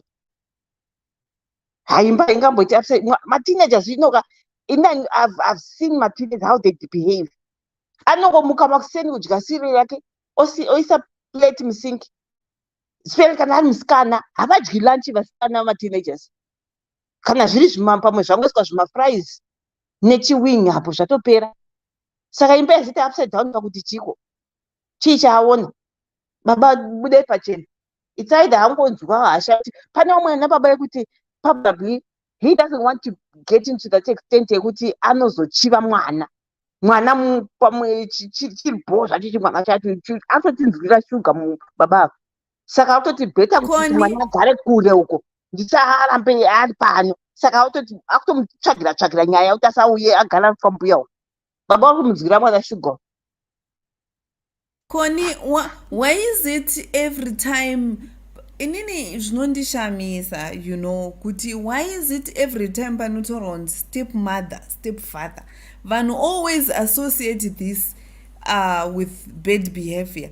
Kodai vanga vari baba vemwana uyu vabvuta phone, were we going to say the same thing that we are saying here? If he was the father vakanyora tsamba kuti mwana wangu azvere konuri kuvaziva here vana ivavo ma-15 year olds? Uri kuvaziva here? Do you know kuti these 15 year olds you have to say things 10 times for them to understand them?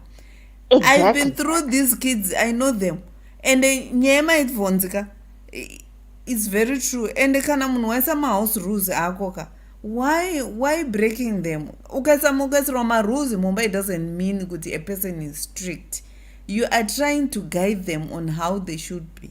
Why do people always associate a stepfather, a stepmother with kuti munhu ari kutotrayawo kuti avakiridza? Inini, to be honest ka, inini I've done it a lot of times, kuti ndotosvikotora laptop yacho yoyo kutongosvikoibvuta ndototora kuti what is it that is so important that you are doing chekuti ndikukudaidza usikunzwa. I could have done the same as a mother. Lisa.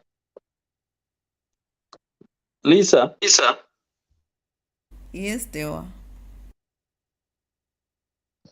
Aiwa, handisi Dewa. Vana ava vazhinji vakafonyorwa namaparents anenge vanakoniwa pa. Ndo vakajaidza vana kuti tive nemhuka dzavana ye mwana wangu wazodai, we mwana wangu wazodai.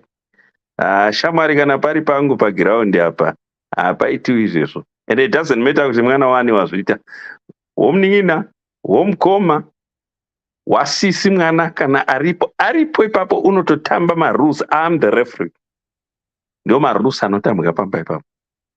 But kana tikaita maparents anenge ndio vana vaya vanozoti vakamira apa uchizora mafuta, iye uri kuita masturbation achitende mama you look so sexy, vana vamunojaidza like this.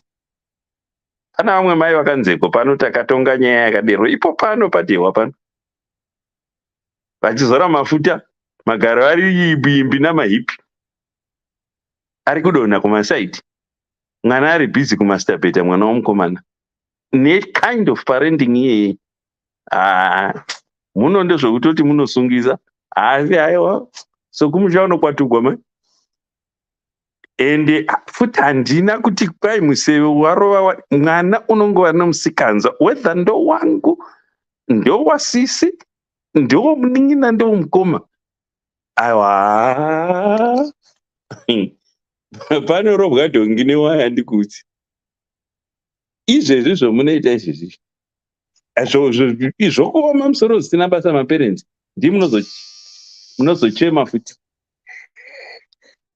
Zvandataura zviya ndikati aumanaka audiweka, don't be too harsh on these kids. I'm not saying kuti you're not supposed to discipline, but nemanyorero aita baba ava, I was picturing him as a strict person, but it's not a strict or kuda kutoti mwana asagare padhuze navo because anything can happen.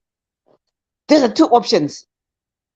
Haunganyori tsamba mudhadhadha yema-complaints of every move of that child is being noticed. No man. Aiwa. Mangani naikoni anyora mangani ma-complaints. Verenga tsamba muone kuti it's one after another. One after another. Awaiverenga nema-emotions, haina ma-complaints. Atawo ask kuverenga, instead she should be reading, because akafoira uchikoro also the finger will point at us. Asi kana vana vacho vava vakamuka vabata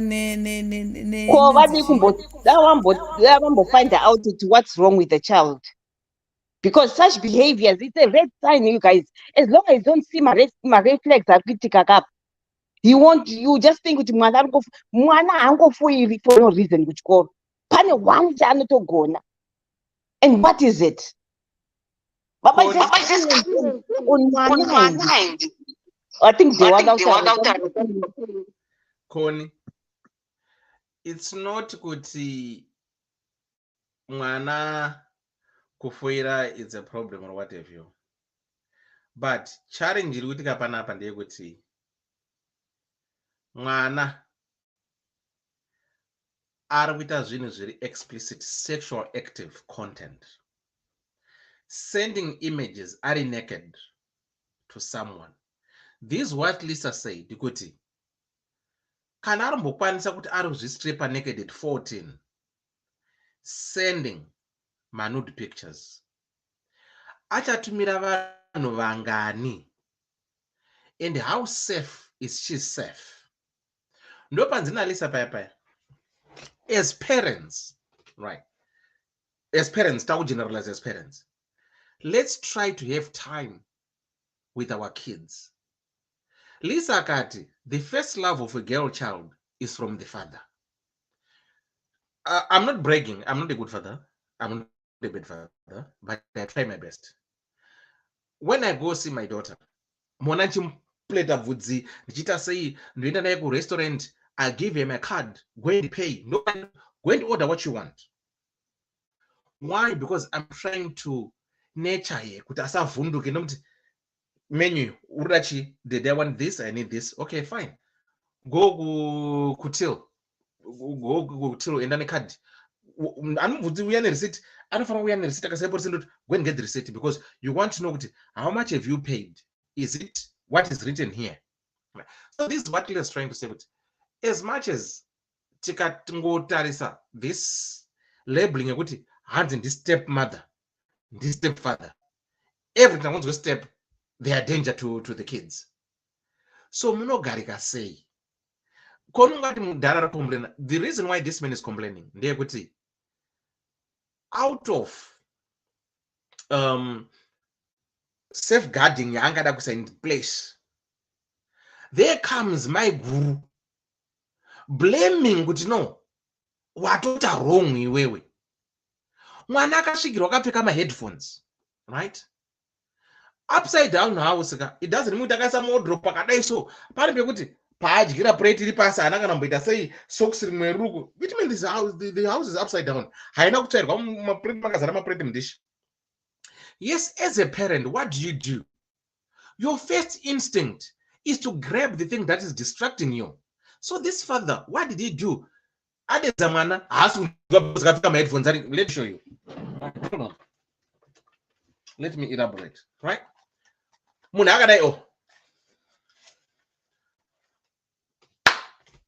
Right. You can't hear anything. Iwe.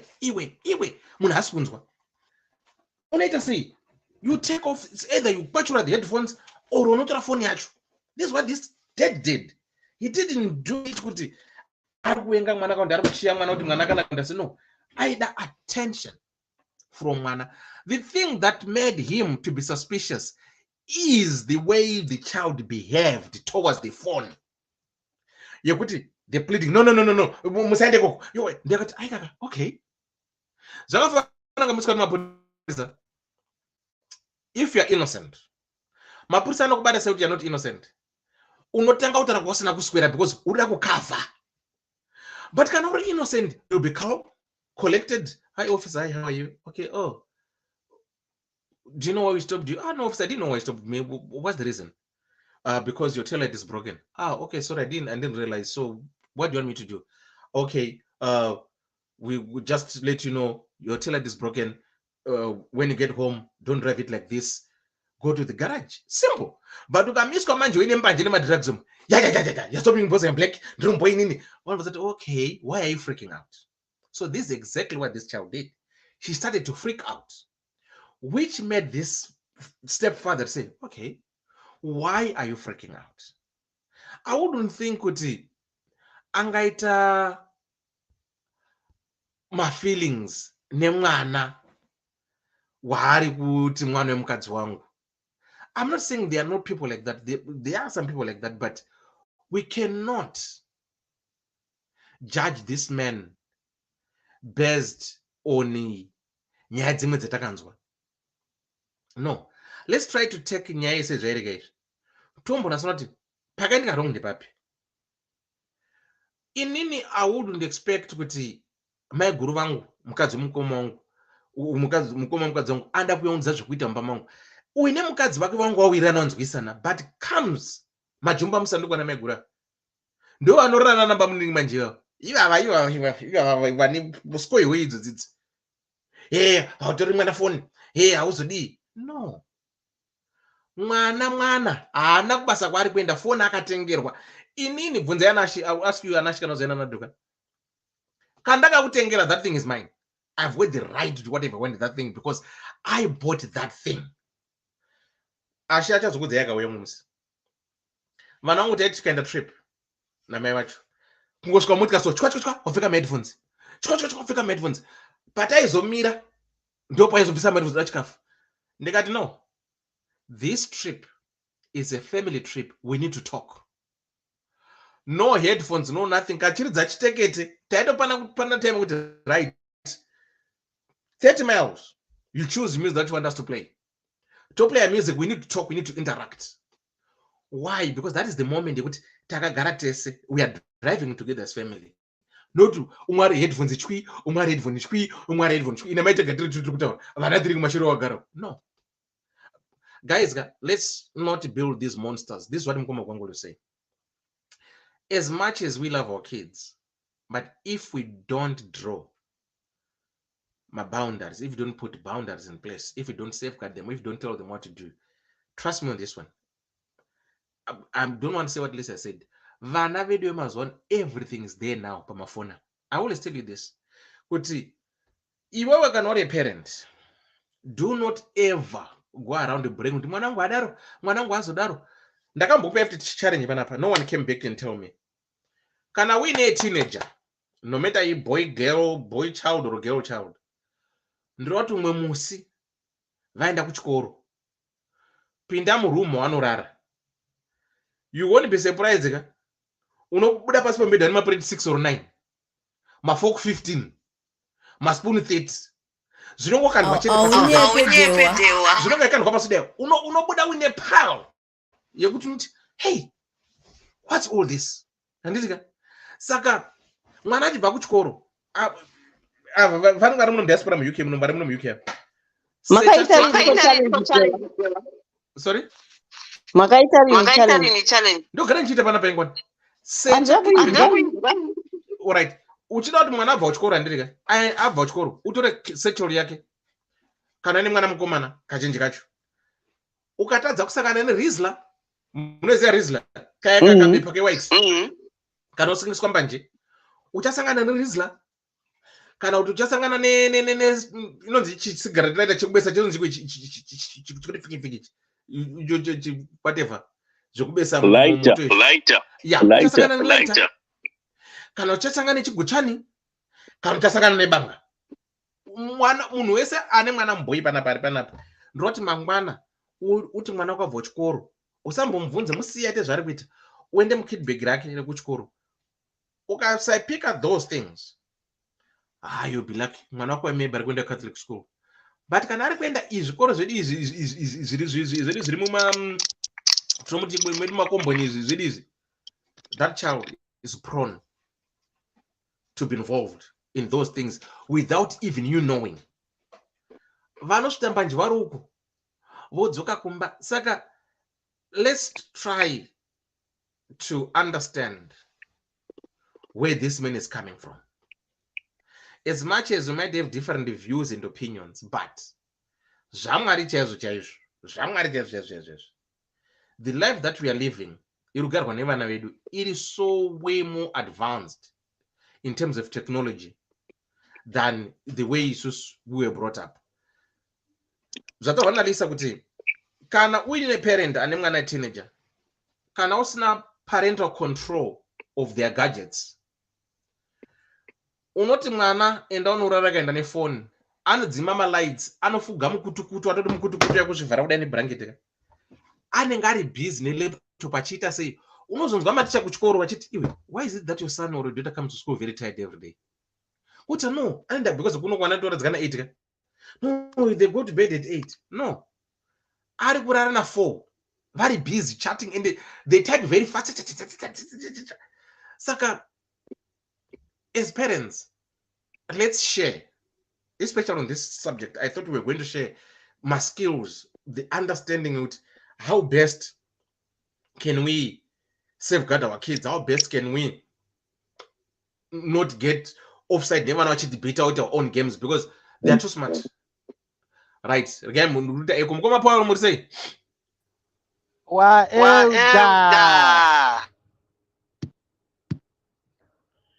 Muriseiko eudadewa. Hello, mkoma kwangu nevamwe vose aheadcon. I don't know who is the other one. Lisa. And Lisa Murisei.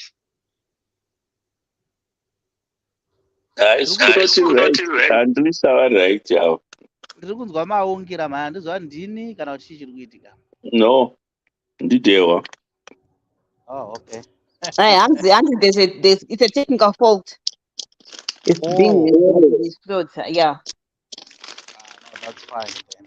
I was not in. Asi ndini akutaura. Chimhanyeni. Regedzai iti sure right. Tichitaura nenyaya takatarisa munyori matauriro aaita. I think society yedu yava nedambudziko. And dambudziko rine society nderekuti vanhu havachada kutsiurwa. And this is exactly where it starts. Havasi vese parents, step parents are so much muvana zvokuvada. And I think izvozvo zvinofanira kunzwisiswa nevanhu vakati wandei kuti vanzwisise kuti nyaya haisi pakuti mastep parents ese ane shuvira vana zvakaipa, vamwe they are for good.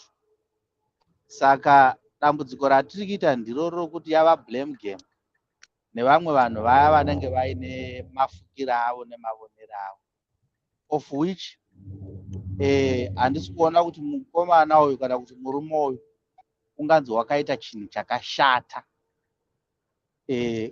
kuda kuvaka life yemwana, because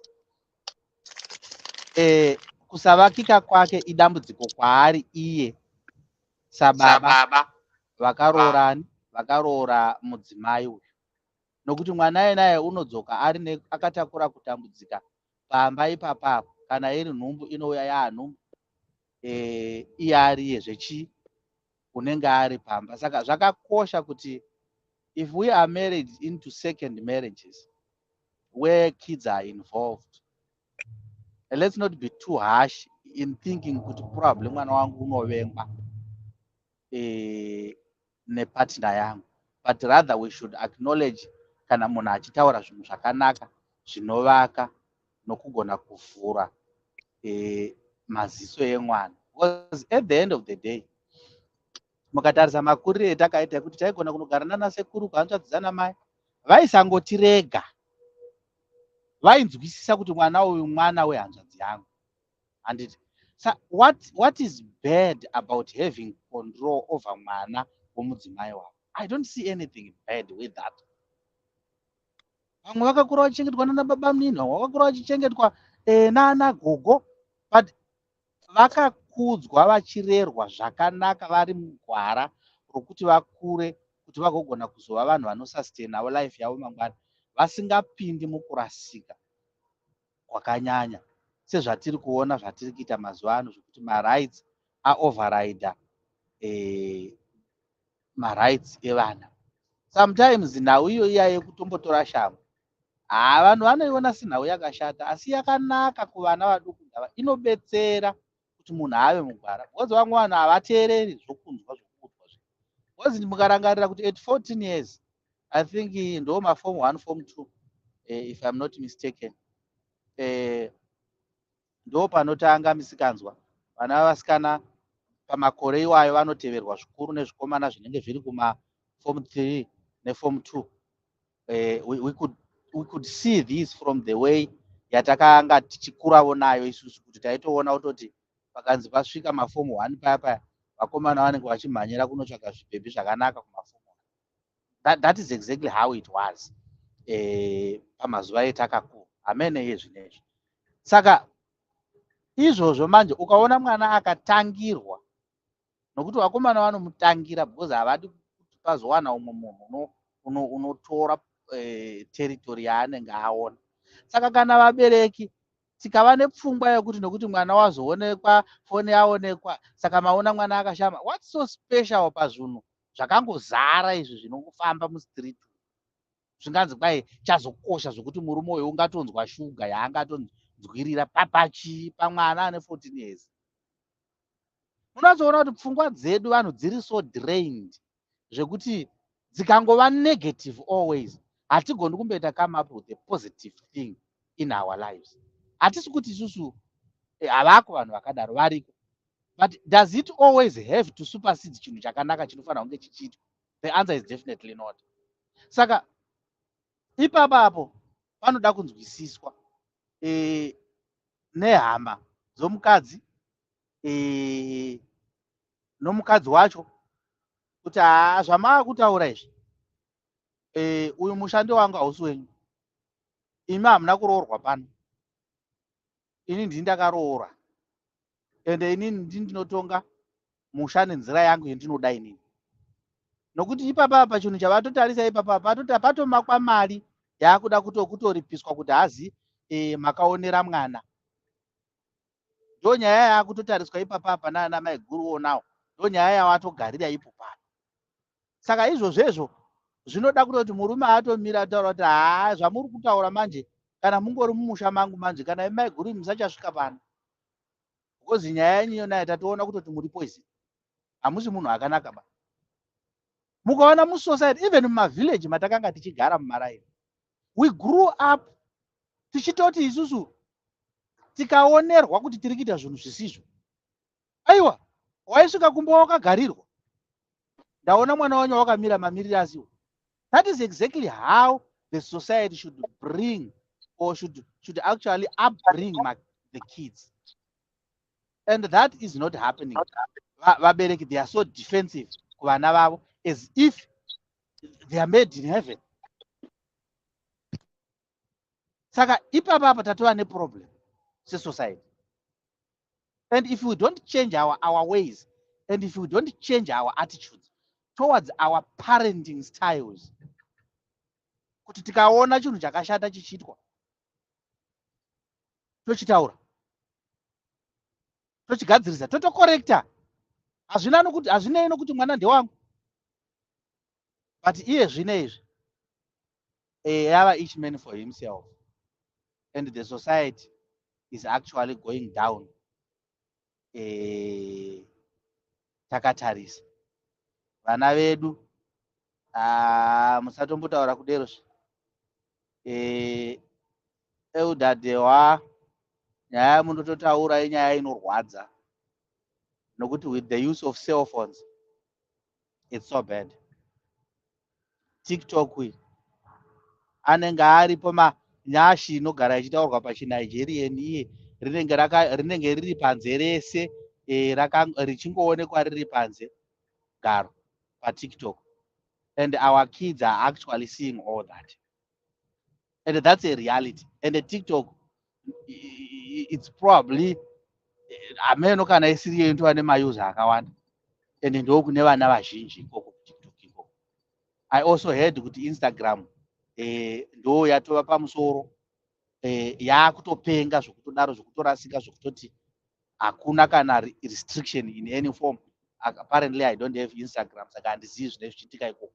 So all these things, if isusu sevabereki, if we don't intervene, I think we are grooming a society inenge ichiona lifestyle yenhema, and they think kuti probably ndo pane life yacho pese, which is not the right thing.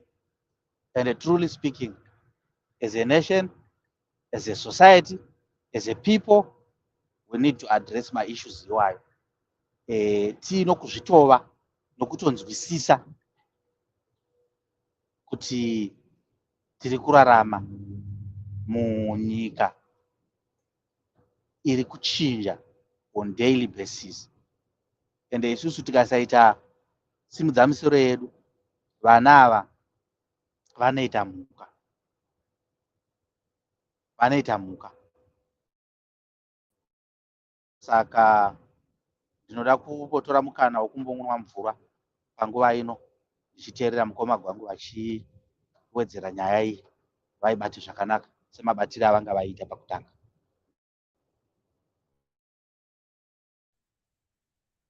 Aiwa, mapinza nemo kwetiri kuinda kwachona, tiri kuinda muromo menyoka yakavhura mazino, nenyaya yangonzi mwana wangu, ehe, isu takakudzwa zvakanaka, ndosaka tichikwanisa kurarama any country tisina maproblem.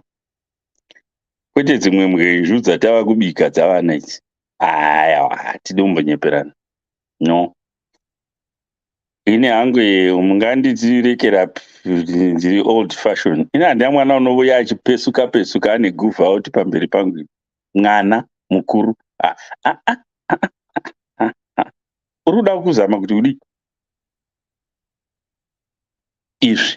Ndambonzwa kuona achinditi imi maibva matora mwana holiday parekerai papa, asi kuti ndinde mujere nenyaya ndisina kupara nokuda kwomunhu anotadza kutsiura mwana wake. Hell no. Yeah. For sure, musiwe ndatopurana zvokutenga tiketi rangu one way rokudzoka. Rinondiri 23 pounds, 24 pounds yaisevha. Irekera yaindisevha zvakanyanyisa. Pano kuti ndizoagizwa kunzi ndaita zvinhu zvendisina kuita. handizivi kuti chiini. Ndinoona kana mamwe madzimai namama even vana baba, vana vanongopinda mufoni dzana baba nedzana mai, kokaoneka mai wako wakashama, ndatora nudhu ramai ako, kana kuti inini ndakashama mai ako vatora nudhu rangu, zvozomira sei? Zviripo zvimwe zvunuka zvatakungojaidza vana. Honestly, isu mumba mubedroom mana bana baba waitopindamo watumwa, and it was very rare. But this time, ndine shamwari yangu ari kuSudan, akawana mwana wake mukomana une bedroom rake, asi kuti nenyaya yekuti wanga asingawaridzi mubedroom make, wakatora girlfriend yake akaenda naye pamubhedha wamai. Unandokwirana negirlfriend pamubhedha wamai, hauwi kudya. Aiwa, dzimwe parenting dzenyu idzi hatiudze hedu kuti tiri maboora ngoma, asi ini dziripo dzimwe nonsense dzendisingaiti tolerate, to be quite honest. Itai henyu, ya, kana muchiti ndo chirungu, asi chinouya nechirungurira. It comes at a cost. Ndo zvomofanira kugara makaziva izvozvo. Ya.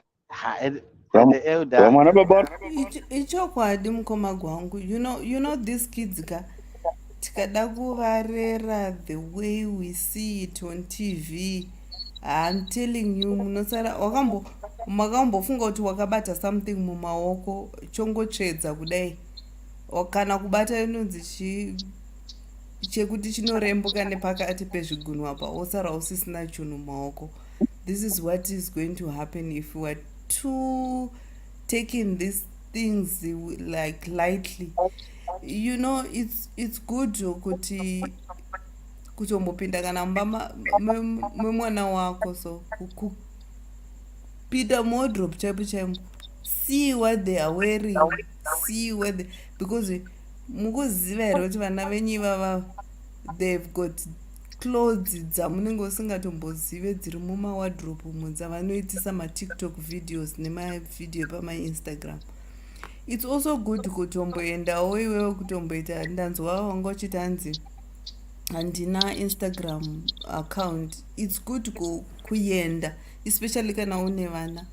Go and see what is happening, and when you talk to them uchiziva zvinhu zvauri kutaura. Pane echo unoenda uchiziva kuti uri kunotaura naye zvinhu zvaunoziva. And they've got these days vamwe vacho havatomboisi ma-app on their laptops, they use them per web. Kana iri messenger yeInstagram anongoenda pa web otaipa, and haumbofoka iona Instagram application mufoni kana pachi, they just use web. Vapedza odeleta zvake, or you never see kuti munhu ane Instagram kana kuti ane Facebook kana kuti ane TikTok kana kuti ane Snapchat. They know how they do their thing. And unotoona kuti vamwe vanototakura hembe mubag yekuti when they get to school there they go, they do my TikTok videos. Kana kuti after school, especially those vanofamba vachizoya kumba after school, vanotombopfeka hembe dzavo vakuya kumba, they get into their uniforms. And nyaya yemagadgets ka, let's try by all means. And I once heard of a story here, this other lady, a very mwana mudiki, I think kuma grade 1, 2, 3 koko, akazojoiniswa zvema-mermaids neiyo yekuwacha pamakatuni ekuona panenge pafoni, only to find out mwana too deep into those things, and they found out through the friend, my friend, ndo vakazouya kuti mwana wenyu ari kuti anodai. So it's good kuti patinopika vana paipai kuchikoro musauye makaisa volume yeradhiyo kudai. You didn't even ask your child, how was your school, what made your teacher laugh today, what made you smile, chakubowa nhasi kuchikoro chi, what did others bring to school? What do you think you should carry kuchikoro mangwana? Understand your child and know what they like, what they don't like. Vari kutamba nani? What did they do during the day? This is where you pick up some of these things. Imagine a 14-year-old, a 15-year-old sending my nudes at this age. Papa, I'm trying to picture all this. Kuti anotoenda otonobvisa hembe ototora picture kudai so ari nude ototumira mukomana at 15 years. Paanozosvika 20 hatichatozivika kuti anenge akuita sei. Pamaheadphones ipapo you never know, maybe mune muchiti makagara nemwana mumba iye hameno pamwe they are having phone sex imi muri kuti mune mwana mumba. You know, munhu anopiwa a timetable mumba. Munhu a girl child should know kuti akamuka. Isusu taitodzidziswa kunzi ukamuka nomuka wogeza kumeso, wapedza kugeza kumeso, you don't go in the kitchen without washing your face or your hands. You don't start cooking usina kugeza, especially kana uriko. You don't do that. Munhu musikana kana achigeza anogeza ka 2 per day.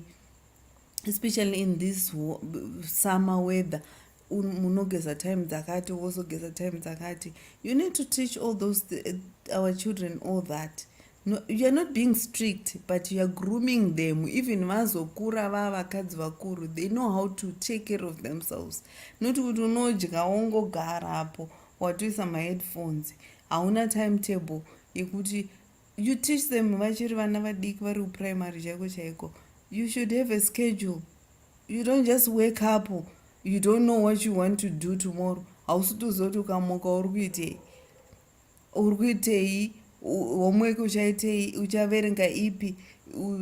I mean, what are you going to study? They should be able to put these things for themselves. Kuti ndikamuka ininika ndichawaridza mubhedha wangu, ndawaridza mubhedha ndichaenda nogeza kumeso. In my hands I go and put cereals. It's either kana uchinoisa macereals uri kuziva kuti last night wakarara wakacleana mumba. That's when you can wake up tomorrow and start. Before that, inini mumba mangu muno munditori nepolicy yekuti hapana munhu anobadza stove mumba musina kuclean. We don't do that. Hapana munhu anodyira mubedroom. Hapana munhu anodyira 6 o'clock. Munhu wese should be in the living room, in the dining or in the kitchen helping munhu ari kubika. Mafoni ese and all the laptops, all the tablets should be off. We sit here, we motivate each other, we give chances of motivating mumba. Nasi ndiwo uri kumotivata. If you want to motivate us with the word of God, it's fine. If you want to motivate us with what you saw and you learned something, you tell us, today we learned about this, guys. I thought about telling you about this. You get to know your child. You go to interact with your child. You know what they like and what they don't like. This is where you start, where guys, a parent, you learn from your children. This one is a slow learner. Another more time, another patience. Anoda more time yekudzidziswa zvimwe zvinhu zvakadai pakati, because all the children vana vafanani, vana vane madifferent times and different areas they are good at. Ini ndotoziva kuti kana achida kubikirwa, this one is good at that, this one is good at cleaning, this one is good at that, this one is good at, but that doesn't mean kuti I shouldn't teach them to be multitasked. Munhu anofanira kutoziva what to do. They should know what to do. Vanotoziva kuti when I wake up, I have to do this, I have to do this, I have to do this, I have to do this. It's not child abuse. We are just trying to groom them. Imboimagina wafa nhasi iwewe, wafa nhasi. Anonogara mumba mani mwana iyeyoyo nebehavior yake iyoyoyo kana kuti nenungo dzake dzodzo. Anonomuaccepta kuti buya hagoswera wakarara uri mumba mangu. Yes, inini as a mother I can tolerate that, but what about the others vaanonogara navo kunzi nhasi iwewo hwanza hausisipo unonogara mumba mane mwana iyeye nenhungu idzodzo nekusateerera ikoko nekuswera akaisa maheadphones. You know, some of these things we just need to help our children. Vamwe vacho vanotoda munotoona kuti vanoda but isusu vabereki tisi tonovalimita. Musikana wabasa has to do this, has to do. Auntie, did you clean bhutsu dzemwana dzekuchikoro?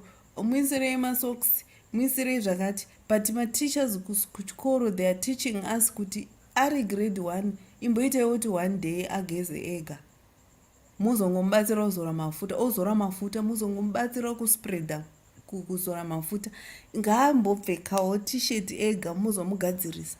Baby, you tuck in. Ukaenda kuchikoro ukaenda kutoilet, you have to come back and tuck in. You should be smart. You should do this. You should do this. Manje mukangoti anti chitorai mabhegi awo muise mumotikari. They don't even know how to mumwe mwana haatozivi kana kuti kana uchigeza unoisa sipo pabhodhi here kana kuti unoisa papi penti chairo chairo. I was so impressed with one male teacher who taught my child standard 5. She was taught in standard 3 kuti, and I said, Mama, please do our teacher taught us kuti when we are bathing a boy or a girl unofana to uchigeza, you after bathing you wash your pant and you put it there.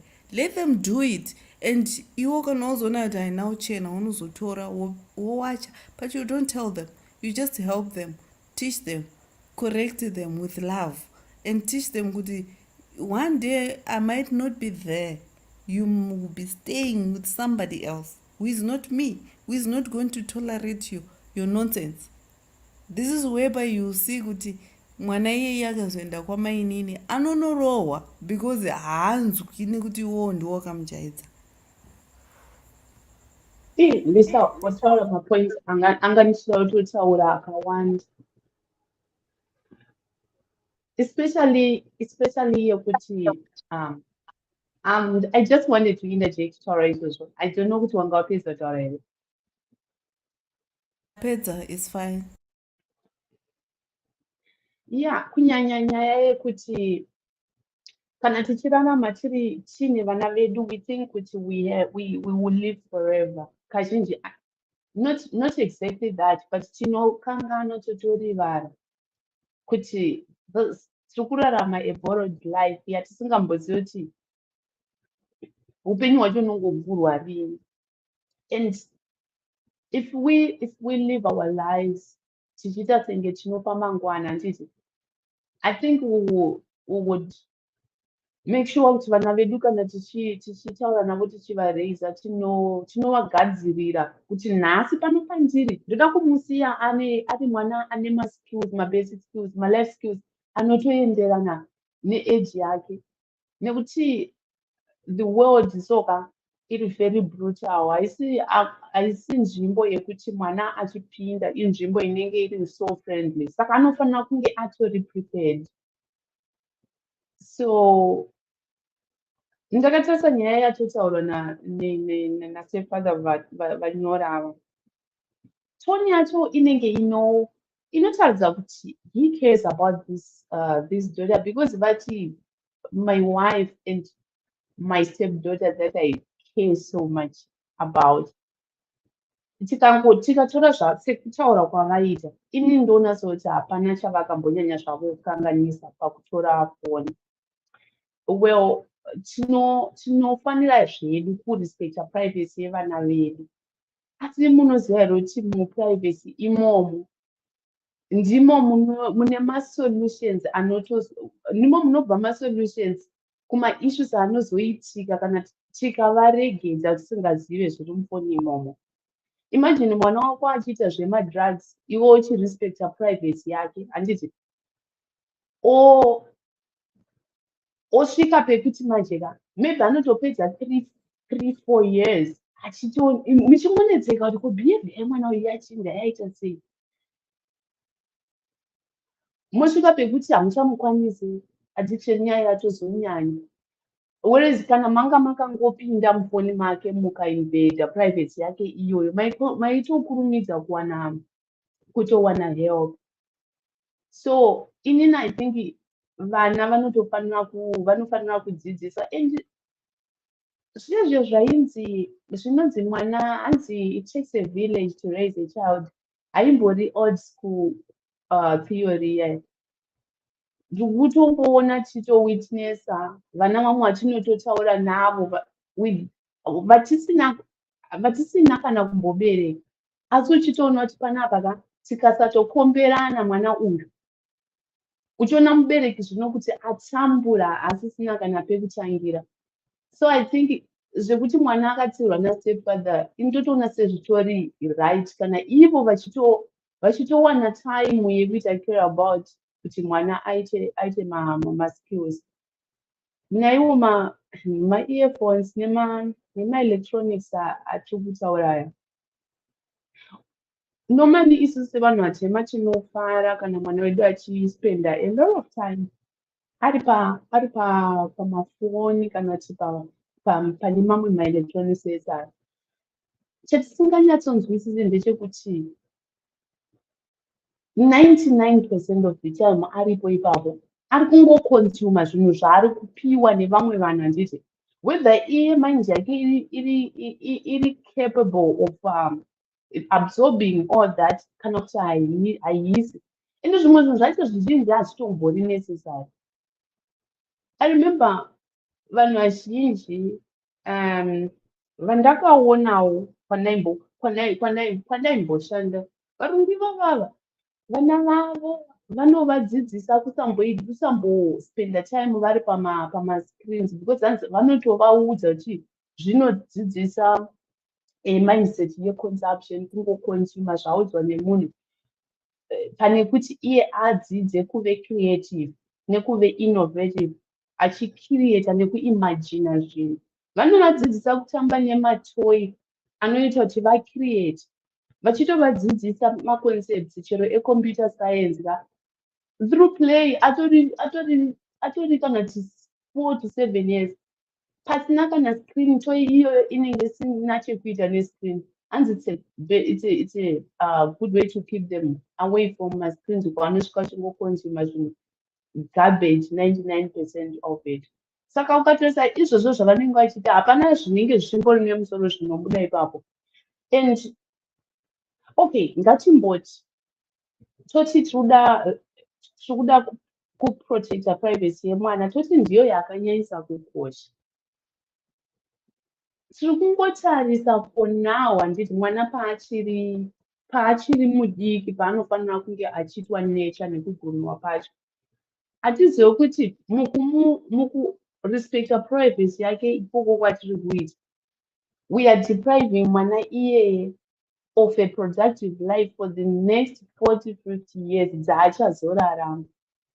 Saka ndikutosa kuti kokana tikati hedu privacy yake tomboti haina basa, tomuitira zvaasingadi zvacho izvozvo, but tichiprepare kuti paachazorarama the next 30-40 years anenge ane an organized life.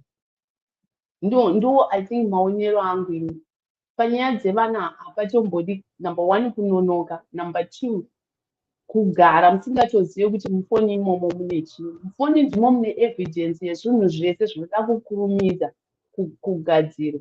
Ndinokuti pane mwana wandaitonzwa kuma-extended families uku, amai vake vachidedera vachiti handisi kukwanisa kana kuziva kuti nhasi chingani, iSunday rechi, vachiti mwana ane 14 years vaenda vakambonosecha. Actually ndakatoti chibhosechai mumabackpack make, vangotaura nyaya yebehavior. Vakataura kuti ndawana mubackpack mujacket, so one of her coats, hanzi ndangoti ndichirisunda, so pabva patodonha mafamily planning pills. Hanzi ndadzokera kubedroom kwangu kunotarisa daiso kuona kuti mapacks andakatotenga maybe 2 days ago, one is missing. Anga atosvura, she's only 14.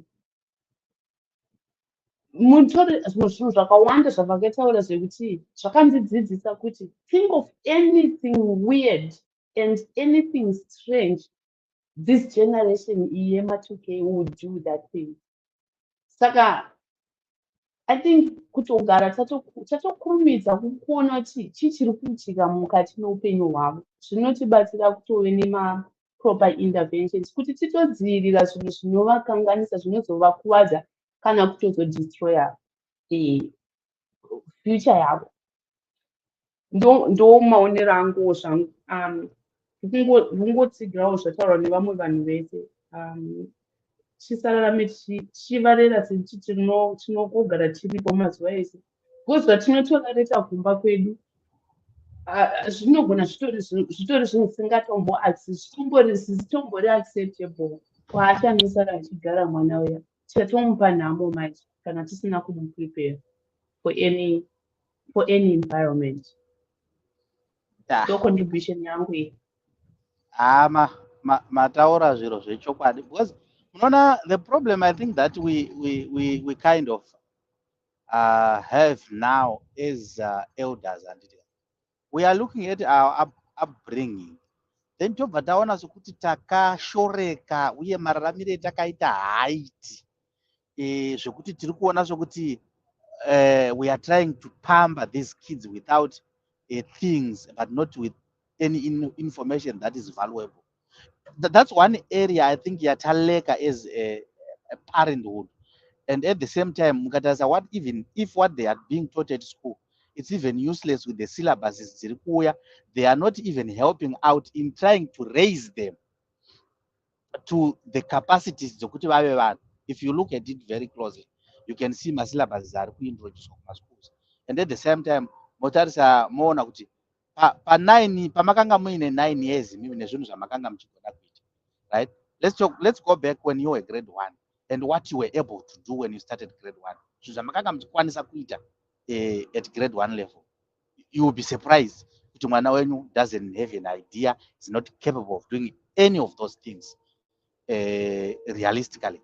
Then toenda paissue yokuti uine mwana and uchitova naye and you are trying to talk sense into their heads. Unoona mwana unenge achiita sokuti wakateerera asi asina, is off minded. Kushaya kuti chii chiri kuitika pavana. Mukataura all these things zvinokuudzai kuti munhu uyu pfungwa dzake hadzisisiri panzvimbo imwe chete, nokuti munhu unenge achifanira achiita listen attentive pazvinhu zvinenge zvichitaurwa. Discipline wise it has lagged. We grew up tine discipline both home, at school and in the village. That's how we grew up. Discipline was there. It was at the core yemararamiro evana. But nowadays mwana anogona ngokupindura anyhow and you cannot say anything. Equally, the government is involved when it comes to my rights evana, especially for the Western guys like us. We are very much in deep trouble when it comes to the upraising of the kids. But overall, it doesn't necessarily mean that I don't have a say. Inini kana mwana acho achizotorwa vachineswa kunesing chakadareko, I really don't mind. For as long as you don't do zvandiri kuda, you don't belong to me, and haukodzeri kugara pano. It's a straightforward thing. Kana iwewe wakura musoro, wakuziva, wamunhu ane pfungwa dzakakura zvekutodaro, aiwa, you don't have to stay with me. Enda unogara wega.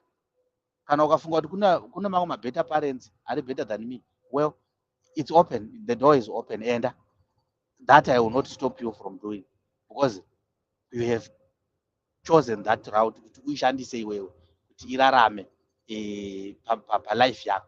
But realistically speaking, even mukatarisa mind dzavo vanozotadza vana mazuva vakangwara, hapana kumbongwara. Chokwadi chai chakanaka, imimi pamakanga muchipuwa homework kudhara, and listen, itai homework, the research was not with internet, it had nothing to do with book. But maiuya nemaanza zvaitoshaya kuti munhu uyu maanza abva kupi, creative wise, kunyora story chai chai. Story imimi mukanyora story, you are very creative kudarika these so-called kids that we actually have now. Havana creativity, the simba chari chairi havana. So we are running a huge problem as a society, and if we don't grow up, isusu sevabereki isusu sema-leaders evanhu ava, it's very unfortunate kuti the government will just take everything, because mumagovernment mune maagendas, mune vanhu vane maagendas, they just bring their agendas, because vamwe vanhu vari kuda kutocontrola the next generation, and that starts with the education, what they feed into the society. The whole world is in the hands of Google. The whole world. You can know what is going to happen in China, unongoenda paGoogle. Unoda kuziva zviri kuita kuAfrica, unongoenda paGoogle. The whole world yakaiswa paGoogle. And the moment yatinotanga kuziva the problem yezvinhu zvatiri kuda kuadresa kuti iri kubva papi, ndo patinokwanisa kutanga kugona kugadzirisa nyaya dziri kutinetsa nhasi. Equally, ukada kuzvitarisa, even growing up, ini ndakambokura ndichimboona vana vaigara kumayadhi, vanhu vanenge vanoita kaita mari, they had kind of a loose life. Handizive kuti ndo zviri kuitikawo here mumararamiro edu, kuti probably takungolusena simply because we are having some kind of stability with life. Hameno saka taakuona sokuti we can access things, or we can just give things free. But I love the idea yataurwa naAntilisa kuti ndiye Antilisa yakati the previous call anga achiti, when you bring a life, is he or she prepared for the life without you? Because if you look at it, vakawanda vakarerwa, vamwe vakafa munguva yehondo, vana baba vavo, but vakarerwa nana baba munini, vakarerwa nana sekuru, and they are kind of good, having a good life today, simply because they learned from where they were. But at the same time, izvozvo zvakavasimbisa kuti vava vanhu vavari zvavari nhasi. They don't want to instill the same things into their kids because of the word, kana kuti kuda inyaya yenyika here, ndo concentration yemabasa here, kuti tiri kutorerwa nguva nemabasa, and therefore we cannot give enough time to identify problem areas and have them solved nenzira inofanira kunge ichiraisa the society that we actually want. We are looking at kids who are only 17, 16, 17, 18, only fans, vari kutengesa nyama dzavo pamuviri, and they are so proud that I am making millions. The independence that is coming with money is actually leading the society into a very deep war yokuti hatichagona kuti tinobuda mairi, because everybody is so much focused nenyaya yemari. So if we focus on money, was it not an intentional thing kuti divide as families through mari? Vanhu, I'm trying to figure out my answers. Why then do we have money and break the society? Should money break, or inofanira kunge iri inobatanidza? Because in this instance, mhuri dziri kuurawa imari, mafamilies ari kutadza kugara zvakanaka imari. But when you go back in memory lane, you would see kuti vanhu vasina vaigara, vanhu vasina vairarama, and they have got good upraising. Now with money, hapasina upraising. Nomwe nomwe wane phone, nomwe nomwe wane munhu, hapana responsibility. My parents, they just do as they want. Umwe anoyana naye, umwe unoyana 10. Ukada kutsiura umwe, unokuudza zvaanokuudza, zvaanenge achikutaurirawo, wakutoona kuti ndakutomabvisa. Kuti shamwari zvauri kuita izvi handizvo, munhu unonga hako abviswa. This is the society that we are actually in. A very bad example to the next generation. And I would have loved kuti Sekuru Benford, because vane muono umwe unopesana nezvinhu zvese zvatogona kunge tichitaura panezvi. Nokuti shoko ravo vanoti they are justified. That's the word randakanzwa ravakataura vakati, our kids are justified. And you are trying to take it into context. How fine, what is fine, and how do you define it?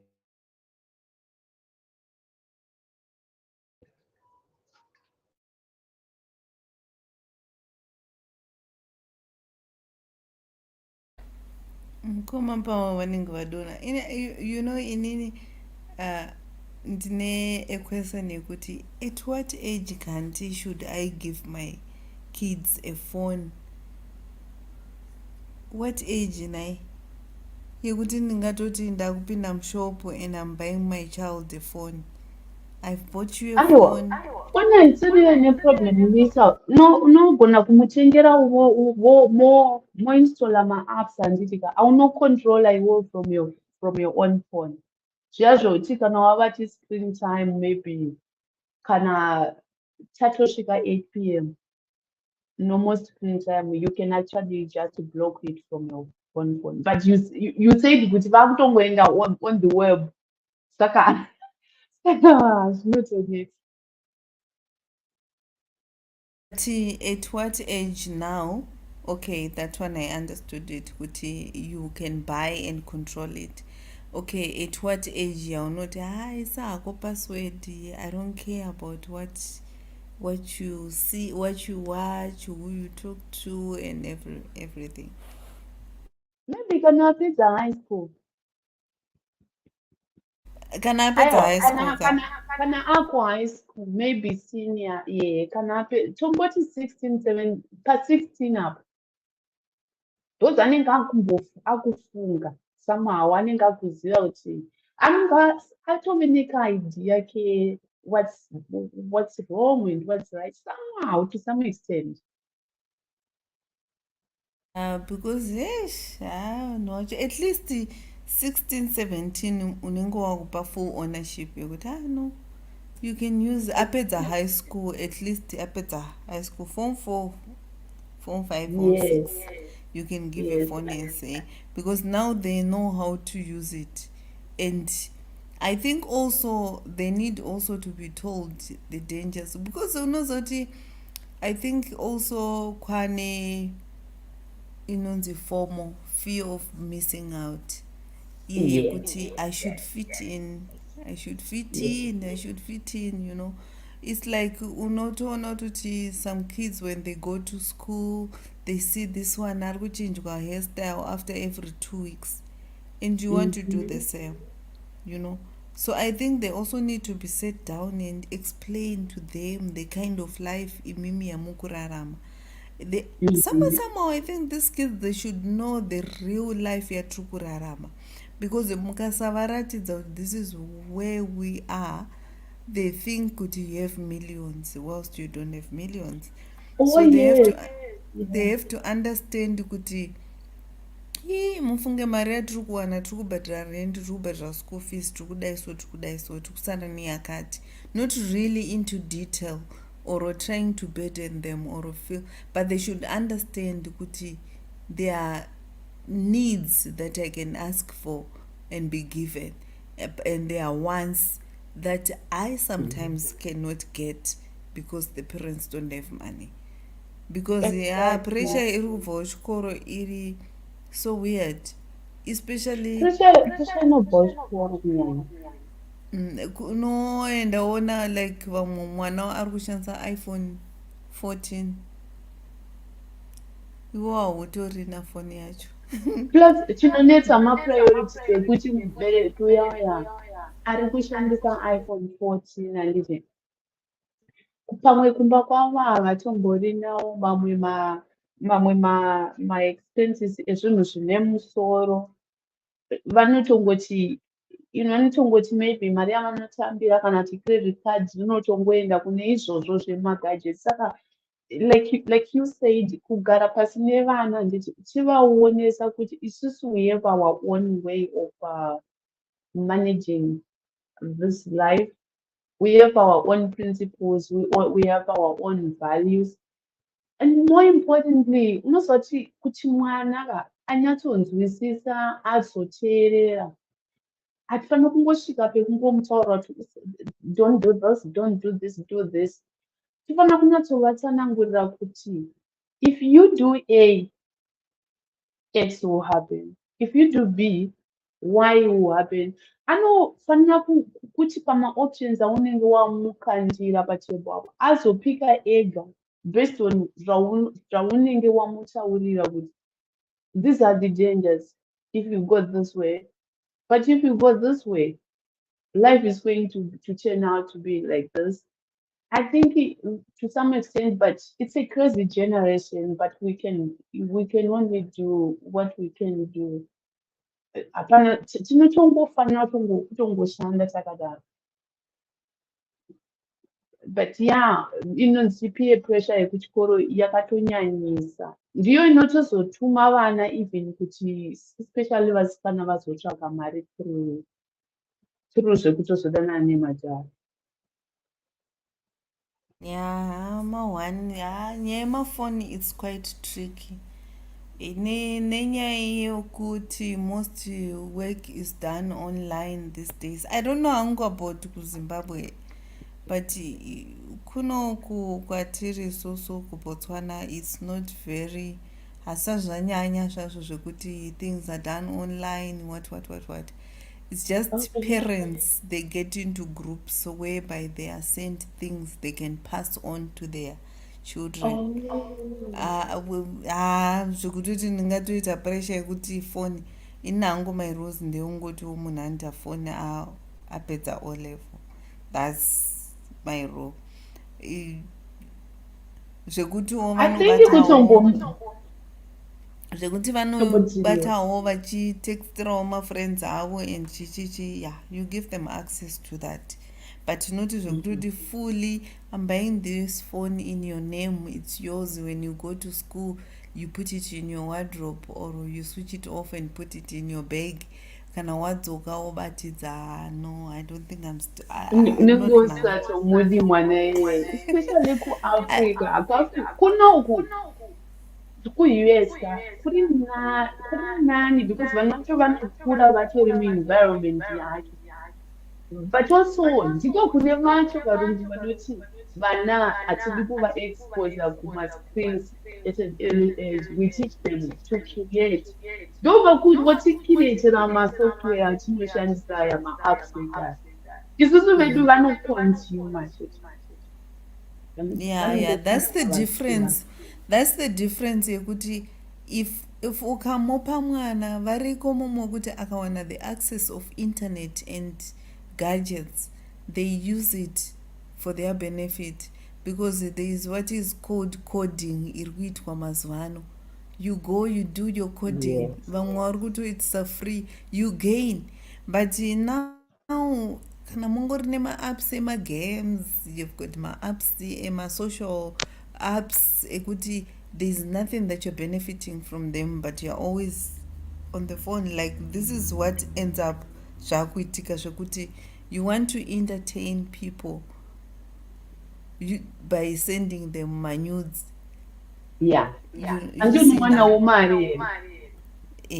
you see now, at the end of the day uchatozopedzera. And I think they also need to explain ma-dangers azvo zvenizvozvo zvekusenda manudes.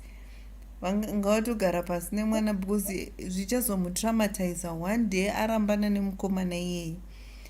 Oro exactly. You see kuti vakomana vazhinji they want that prestige yekuti akararana ningi anofarisa obvaradza some boys come and see, this is my girl, you know. Someone takes those pictures, they go viral, and then it would damage her for, I don't know, forever. Anotorarama netrauma. Because my guru, instead of saying kuti makaotiona mapicture emwana mukaita sei, ngavatofara kuti akatioonekwa achiri internal, achiri mumba, vatraye kutozvipedza asati atozonoonekwa paindaneti. And also they should thank it God kuti akatoonekwa, because maybe achatopedzera kuita kamavideos akutoita zvese. The next thing is let's meet, and maybe you know what the danger is, anogona kusazowana attention ye the same guy anditi oda iye manje ndiye anenge akutsvaga because zvinhu zvaajaira, you understand, zvinhu zvaajaira kuita nasamwana achimutumira mapictures so she's addictive to it. So akazoshaya that attention yemukomana iyoyo, iye ndiye anenge akutozonotsvaga manje kana pasvika that stage inondosvika kana zvicharegeredzwa sati zvisina zvisingapfatswi. Saka vaifanira kutotenda bamunini, bamunini, thank you and we are very sorry for seeing the nakedness yemwana wenyu. We will solve this issue. Togara nemwana pasi totaura naye, but we are also going to sit down naye nemi kuti titi aiwa no mwana wangu zvakaitika, we forgive you, you should do this, you should do this, you should do this. Kwete kutomuprotecta, kutove defensive on her behalf. Ende twakangwara vana vava vanoziva kuti manager and nekuti manipulator. Akatoziva kuti munotosaidi kwake muchimudefenda, anotoita right. Yeah, it's going to be difficult. Tasara naniko ndiani mwasara? Ndakuda kudona. Kana nenda kutodona ndikuona kuti hapasina anyone else, tangotaura tiri two. But anyway, we have learned way. Let's if we are giving our children gadgets, let's monitor them and see what they are doing with them. Kana iri online education iri kuitwa kuZimbabwe, I think we should give them a time. Okay, wabva chikoro. Because I once had a talk show with these small kids. They say tikabva chikoro hanzi tinoda 1 hour or 2 hours dzekumboresta because we will be tired. So they need maybe to sleep. Hanzi toda 1 or 2 hours dzekuzorora tabva chikoro because it will be tiresome. So you want to digest zvatadzidza, so you need your space.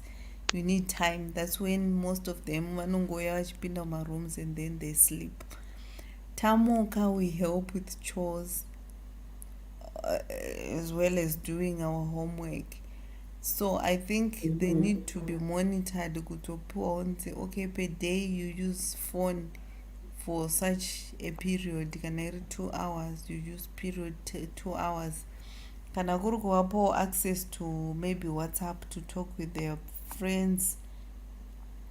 Kuti, hi, how are you? Maybe Friday, can I come to your house for 2 hours? Kana vachitoenda kwacho kokumba. You have to know what they will be doing, and you have to know that there's an adult ariko who will be monitoring them. And the munhu wacho ariko iyeye, is it a trusted person? Because munogona kusira a drunkard. That's important usually. Yeah. Anongosiya angovatiwo onai TV and then they'll end up going on Netflix and seeing 16 plus whilst they are 10. So I think we really are, parenting is just a full-time job. That's why you not varungu sometimes I'm going to work at a certain age. Ndapedza, I'm going to stay home and be a full-time mother, because this thing is so consuming. You need it is headache drive. It's only zvayo kuti economy yedu isusu yemuAfrica and especially muZimbabwe it's bad. Zvekuti you see kuti baba vanotobudawo na6 vodzoka na10, mai the same, because they're trying to make ends meet. But kusiri kudaro, maybe one will work less hours, especially the mother, to take care of the children and to see kuti are things in order. Because mumabhegi umu zvimavhepa zvezvanchitaurwa zvezve zvakazarisa manje. Mumabhegi mune zvinhu zvinorova. Unozvati ku-extended family. I spent 2-3 nights I couldn't sleep. Ndaudza zvinhu zvanga zviri mubackpack memwana. Chimutarisa.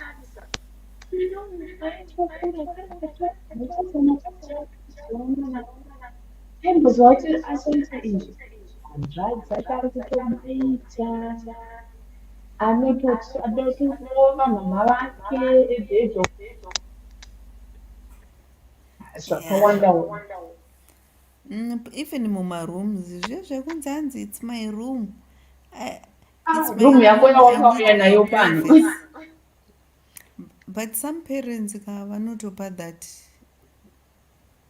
allowance yekuti she needs privacy, but I think kutomborongedzawo modrobe memwana wako uchiona kuti zvirimo hembewo dzaakupfeka dzacho ndedzake here. Vamwe vari kuba and you don't know that.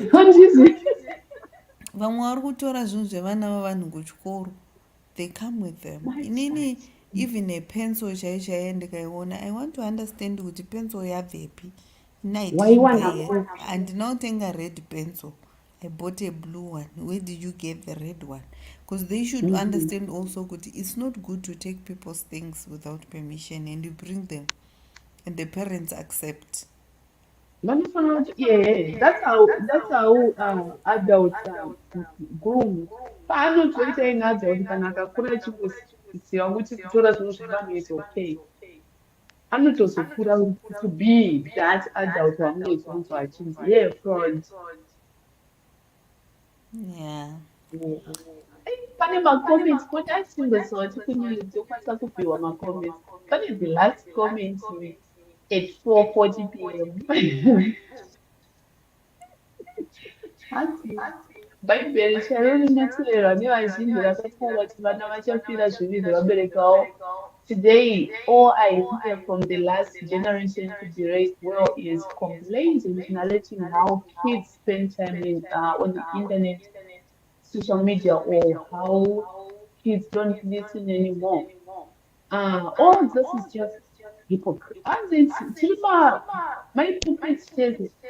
From people, it's critical from people who are themselves failing to move along with the times and to raise those young kids with proper guidance, not talking but guidance and wisdom. I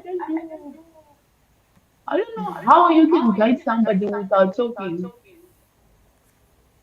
I don't know as well. I'm not really getting it. I think they are explain Apasasikuti, what does it really mean?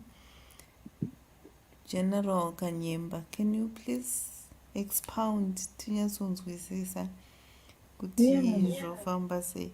And unozwa the other thing yandakaonawo zvangu inini ndeyekuti some parents they think kuti the way we were raised was harsh.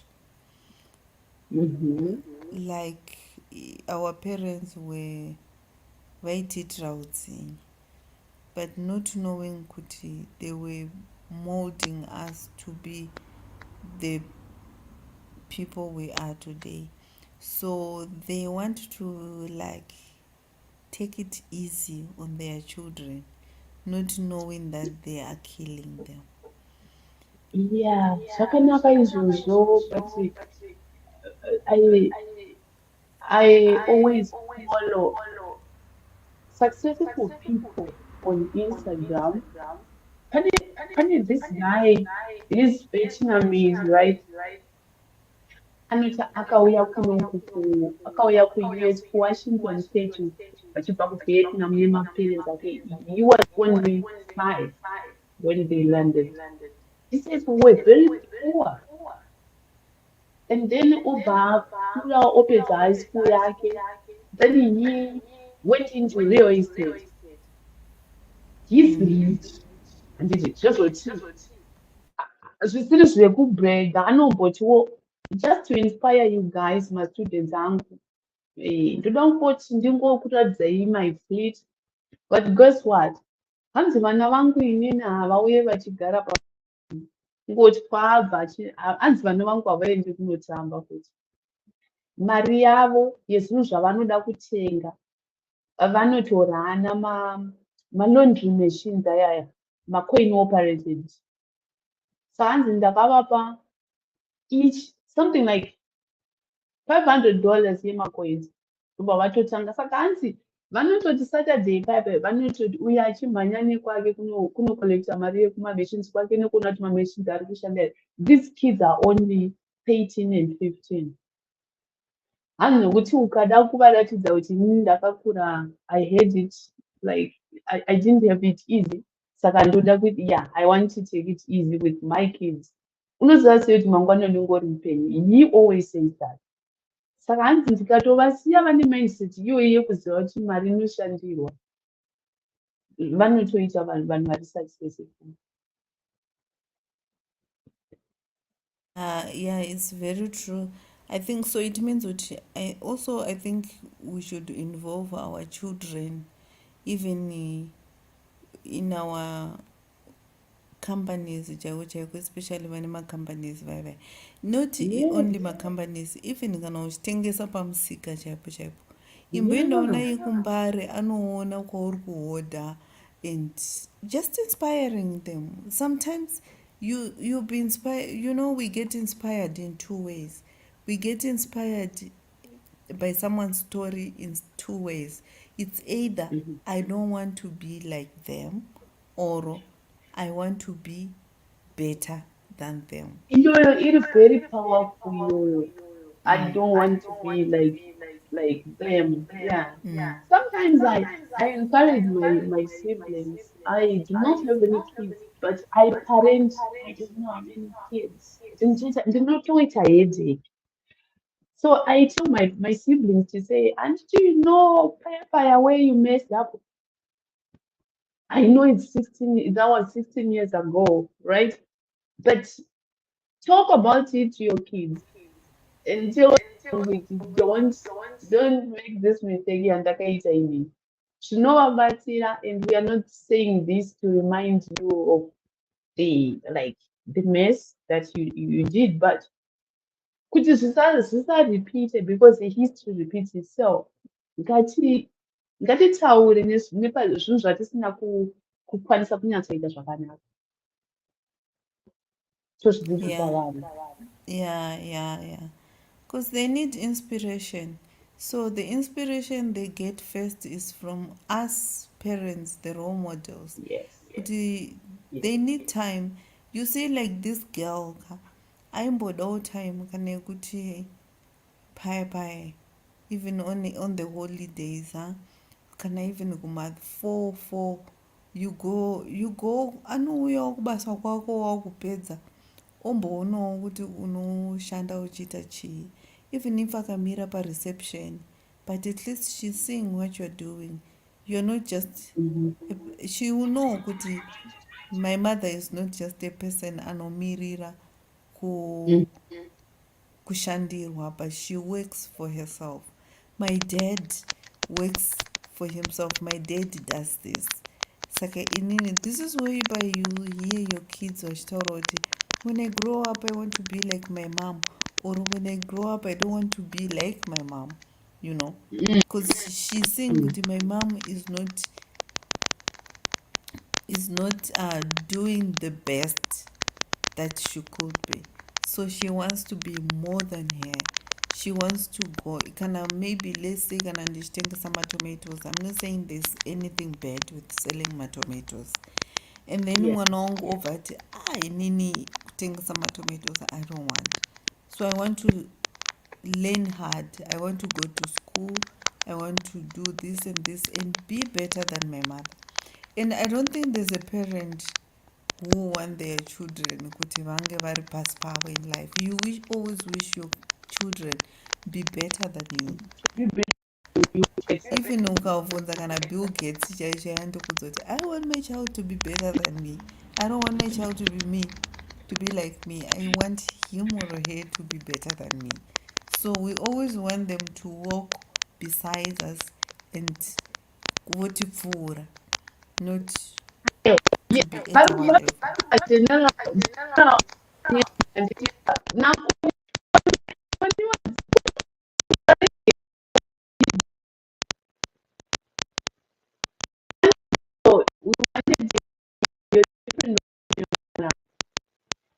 Some comments, some comments from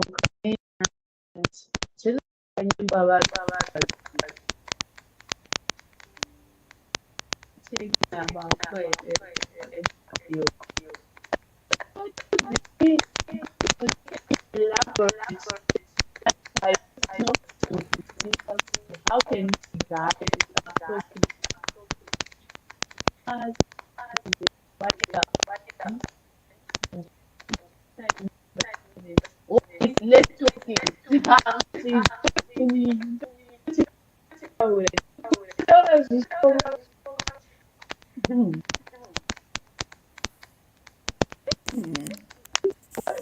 What's your tip?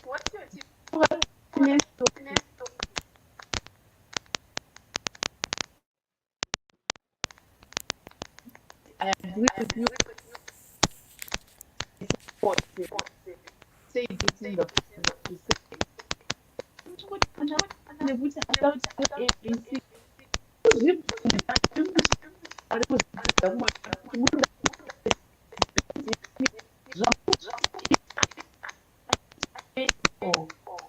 not that so big thing or something close to that. Really, just be like with only living by yourself. Mm. Right? They want to see you in that position. Like that. What I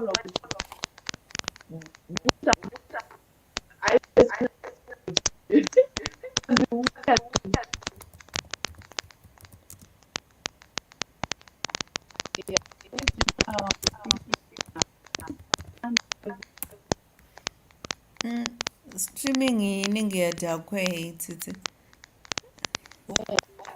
maybe Yeah, let's just call it a night. Yeah. Yeah, we've learned a lot.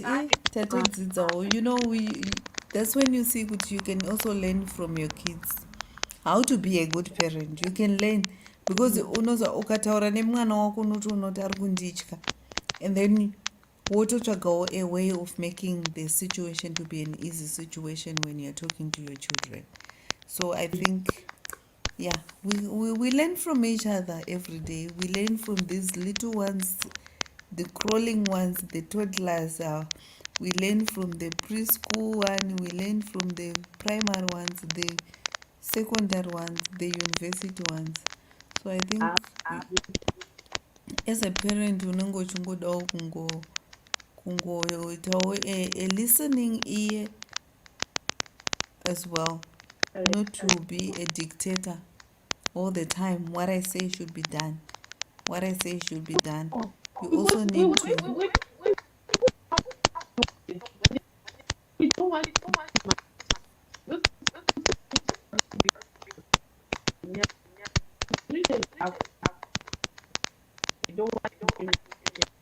through. Yeah. Anyway, it was nice having this conversation. See you next week on Monday. Yes. All right. Thank you.